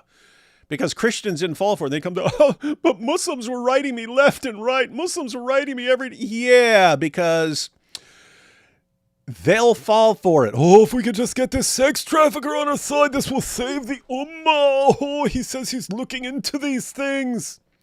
We're not falling for it because you got to be like, you have to be 40 generations of... the product of 40 generations of inbreeding to fall for the Tate brothers. Telling you, oh, what are we going to do? What are we going to do? We have to decide what to believe. You have to be really, really stupid. One, to want these guys on your side. I do not want these guys on my side. Unless they're massive amount of change. Like massive repentance, complete lifestyle change. If that doesn't happen, not interested. But yeah, so Christians didn't fall for this. Muslims fell for it. And then what happened? Now they're all complaining, oh, Tate has betrayed us. He's not living according to what he's just is, leading people astray. Congratulations, you fell for it. You fell for it, you bunch of clowns. But what's amazing is PBD he brings this up every time. Well, he said he didn't get letter. They didn't get letters from Christians. Oh, if you got a letter from a serious Christian, it would be, do not dare use Jesus or the Bible or anything else to try and justify or manipulate people based on your case to try and throw people off what you've done. You evil scumbag. Repent. Well, Christianity is not another tool in your tool belt to manipulate people. You evil lying scumbag. But Tommy, if Islam is so as bad as you say it is, then how do you explain that Tristan Tate didn't receive any letters in prison from Christians? Yes, how do you explain this? How do you explain this? This is the proof. All right, I backed it up a little bit. I think Tate's reasoning is because you've known Tate, for his brother stays being a Christian, but Tate leaves when he goes to jail and he says, the people that wrote me letters were Muslims, but not a single Christian person wrote me a letter when I was Muslim. Have you spoken to him about it or no? Good point. So I believe Christian leadership has failed us. But I believe there's a revival happening right now in Great Britain. I'm going to make a mini documentary on it. Something's happening. Something big is happening. We went to our demonstration, 100,000 people, and there was a lad, and he had Christ is King banner, and the whole place was erupted. And then I looked as 100,000 people were chanting Christ is King in the middle of Trafalgar Square. This is unthinkable, unseen. Something's happening. When you have your loss of identity, loss of culture, and you feel at threat, people are looking back to where it's come from. But the church leadership are traitors to us, in many of them. We need masculine Christianity. I think with Andrew Tate, he's a chess player. And I think that when he was deplatformed, I'd love to have a discussion with Andrew Tate personally on it. We're going to disagree on a lot, me and Andrew Tate. Here we go. You catching this, AP? Talking about having a discussion with Andrew Tate, and he'd like to have a discussion with him. I would like to have a discussion with Tommy first before he has a discussion with Andrew Tate, honestly. Yeah. We'd like to make sure that Tommy has all the details, and maybe Tommy, unlike Tucker Carlson and Candace Owens and all the other people that groveled at his feet for clicks and views and sold themselves, maybe Tommy can actually get Tate to answer for some of these things and actually explain things to us. It's weird. I just thought, like, with PBD bringing this up again, what about Andrew Tate? Think about how different things are right now, because in recent years, you're talking 2024, 2023, 2022, what was PBD saying? Oh, well, why is Islam taking over? Why is it so strong? Why are so many people converting to Islam? Why is Christianity losing left and right? He can't even say that now. Tommy just pointed it out. What are you talking about? There's a revival going on, dude. There's a revival going on right now. So that's just interesting to me because, again, for a couple years, every guest that PBD had on who knew anything about Christianity or Islam would be like, well, why are so many people turning to Islam? Why is Dawah so powerful? Why are Christians losing so much? Like, now it's like, what planet do you live on, dude? Look around. So anyway, backed up a little bit. This is unthinkable, unseen. Something's happening. When you have your loss of identity, loss of culture, and you feel at threat, people are looking back to where it's come from. But the church leadership are traitors to us, in many of them. We need masculine Christianity. I think with Andrew Tate, he's a chess player. And I think that when he was deplatformed, I'd love to have a discussion with Andrew Tate personally on it. We're going to disagree on a lot, me and Andrew Tate. We go back years, but we're going to disagree on a lot. Because I think that when Andrew Tate, he made a comment that he didn't realise the influence he had when he used to make videos. And this is when he got deplatformed. And if he could do it again, he maybe think more careful about what he's saying. Yet there he is telling people and drawing people to Islam. Now, if Andrew Tate now decided he didn't believe in Islam, didn't believe a word of it, he can't even come out and say it. They'll kill him. He can't become the most famous apostate in the world. He'd be dead. They want him more than they want me. You think they'd kill him? 100%. He'd be the biggest target. Interesting. You catch that, everyone?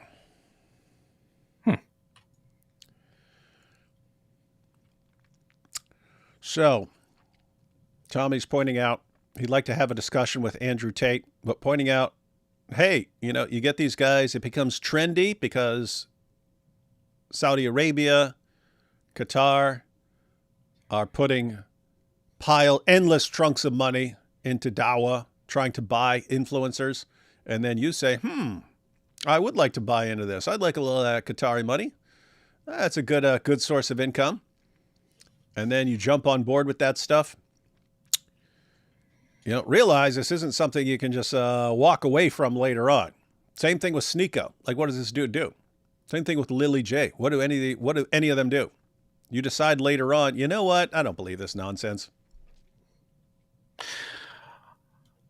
I must say, I'm afraid that I think Tommy still doesn't really know much about what the problem with Andrew Tate actually is. So it might be interesting to have a conversation with him about all of that. Because he needs to understand really that it's not simply Andrew Tate being misled, Andrew Tate being paid and being on a certain agenda. It's also the things that Andrew Tate did aside from that. We know them very well by now.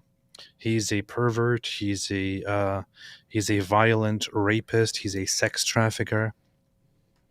He's just now being charged for another case of trafficking a known person, a known woman in Romania, and then intimidating her and threatening her with violence and blackmail and things like that.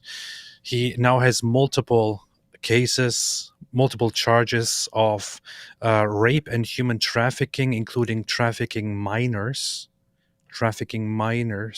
going against him in multiple countries. So you don't want to downplay this, and you don't want to be, you don't want to kind of brush it away and sweep it under the rug and make it look like, oh yeah, we just have disagreements.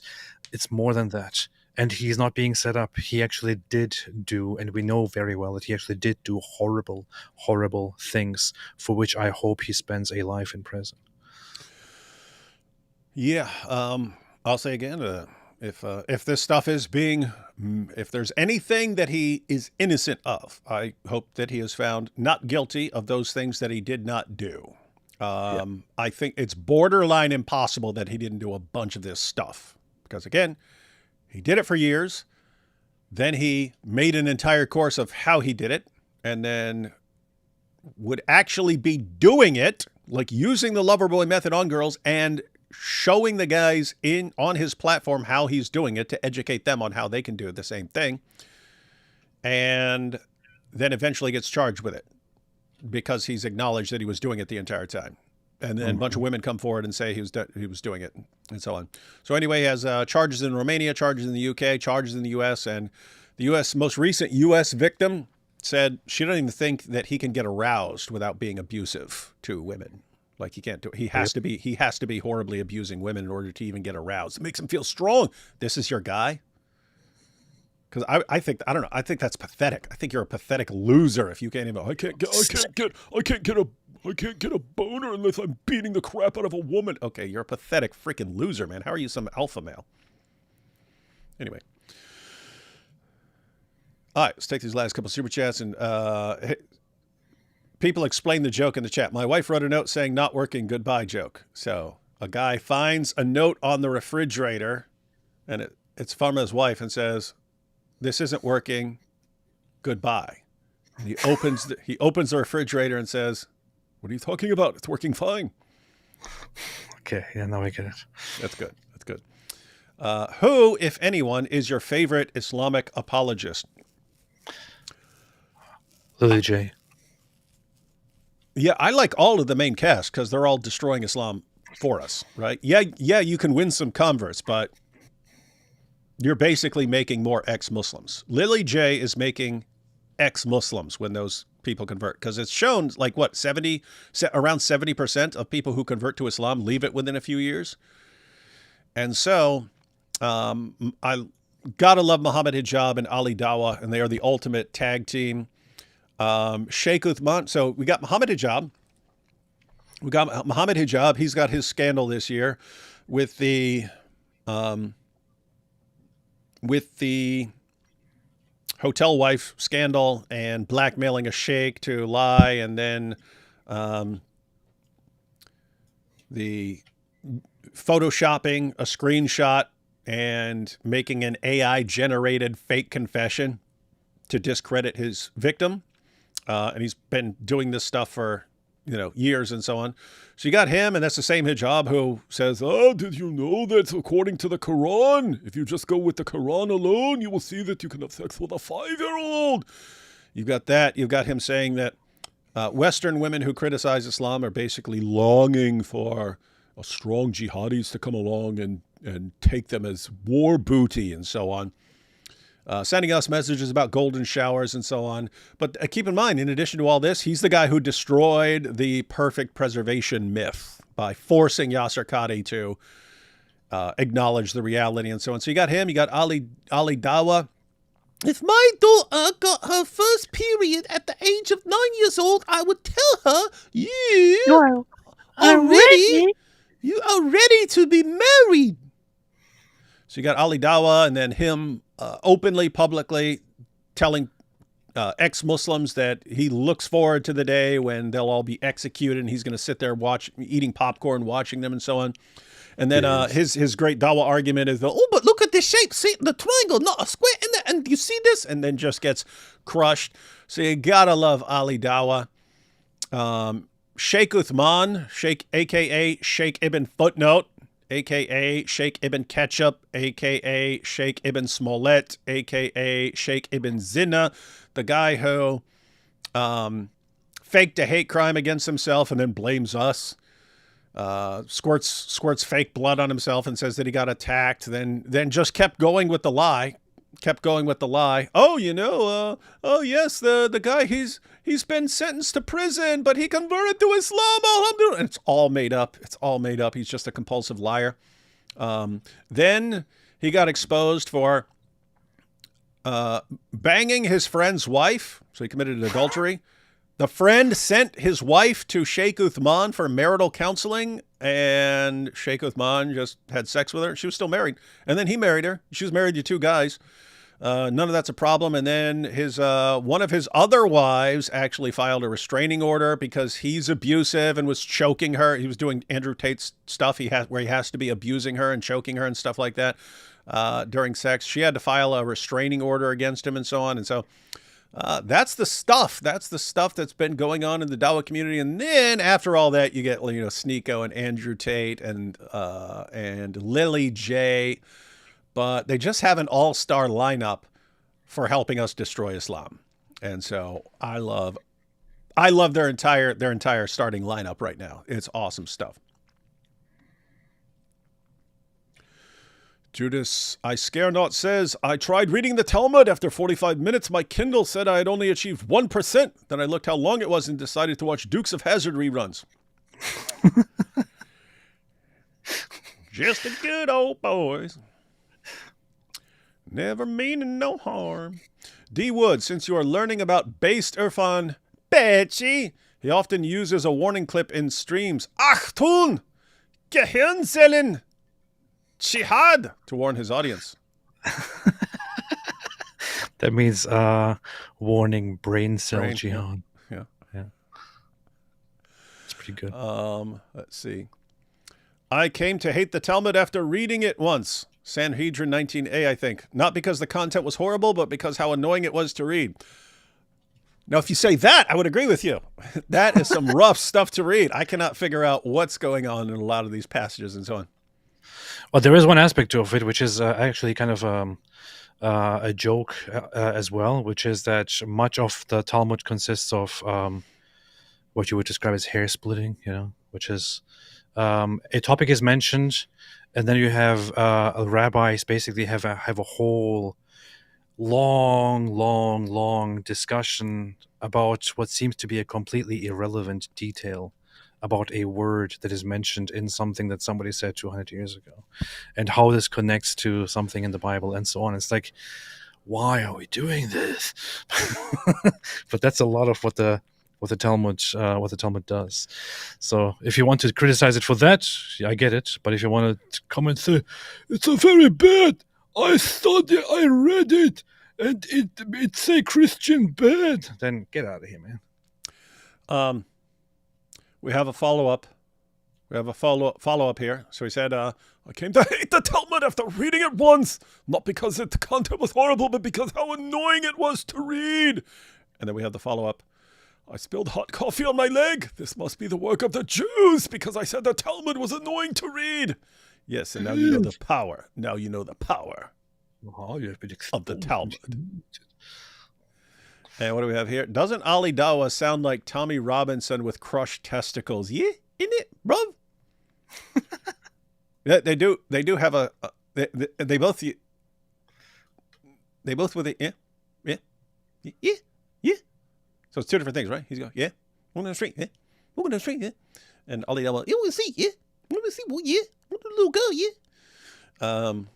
So yeah, it just Ali Dawa is like much higher pitch. So crushed testicles, that is one possible explanation. All right, AP.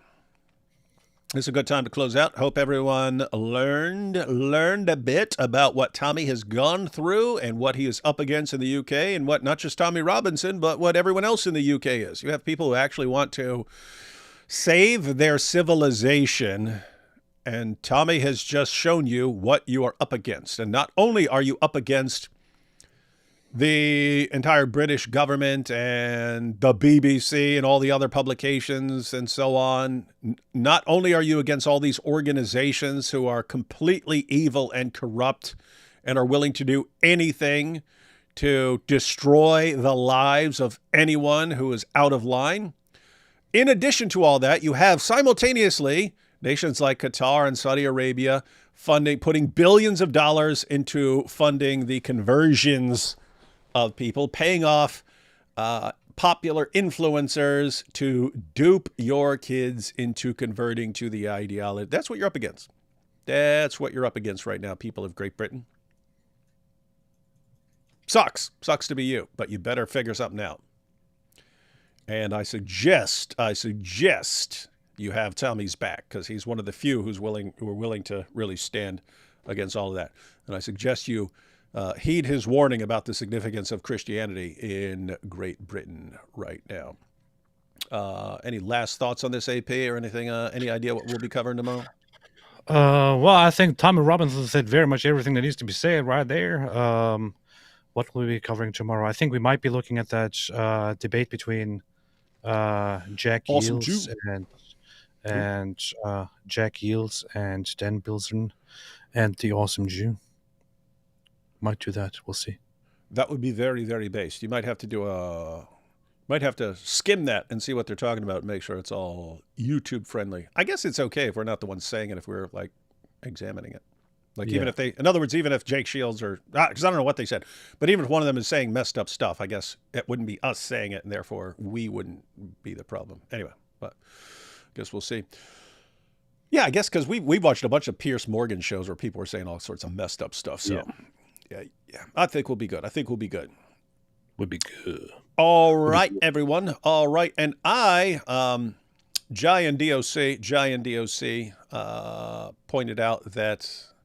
What's his name? Dawa Over Dunya posted a response to me completely exposing and humiliating him already. So we'll probably go live with that earlier in the day, like 5 p.m. or something like that. 5 p.m. just to go through his latest clip, which I hear is short. So I'll probably be live around 5 tomorrow just to go through Dawa Over Dunya's new clip. And then we'll be live on AP's channel to check out this debate. Should be fun times, but 2025, not a good year for Dawa. Not a good year at all. And by the way, do you know that I have, I just checked my Spotify listens for the song that I published, and I see now that it has over 1,000 listens, which is pretty nice. It seems like brand new on Spotify.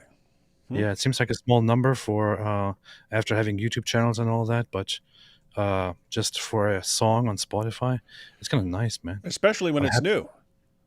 Yeah. And then on YouTube, I just looked, you have 31,000 views on YouTube. Oh yeah. For a song. For a song on a brand new channel. And that's good because it had been up several hours and it had like 600 or 700 views and stuff, even after we're sharing it. So I was like wondering, are people just not going to be interested in this? Are people just not interested in this super dope song? Is this not even going to be worth it? Because if we posted a video and it had a couple hundred views, keep in mind, if you're getting started or you have a smaller channel or something like that, 700 or 800 views, you should be excited about that, right? 700 or 800 people who just watched what you had to say or something like that. But, if you've been doing YouTube for a really, really long time and so on, and you have hundreds of thousands of followers, if you posted something and it got a couple hundred views, you'd be like, oh my goodness, what did I just do? What a disaster. What a disaster. So anyway, when after several hours and so on, seeing 600 or 700 views, I was like, oh, maybe it's just not going to work out, man. Maybe the music thing just isn't going to work out. But guess what? Lots of people been checking it out and sharing it. So I think you have a long and fruitful music career ahead of you, AP. And now I also see other people coming in and listening to it, like people who are completely unfamiliar with my channel and unrelated to what I do and all that, coming and say, hey, this is awesome, man, and all that. So it's a jam, man. Yeah. That's a straight up jam. Cool. It's very cool. I'm proud of that.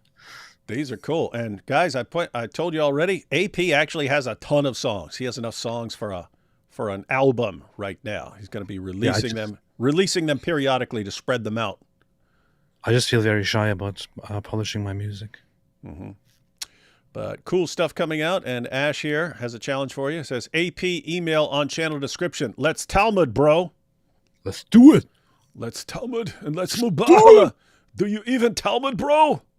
Do you even Mubahala? Do you even Talmud? Mubahala? Do you even Talmud? All right, guys. Thanks for watching. We'll catch you all tomorrow. Fun times ahead. Bad year for Dawah. Bad year for Dawah. Good year for crushing Dawah. Good year for apostate music. Based.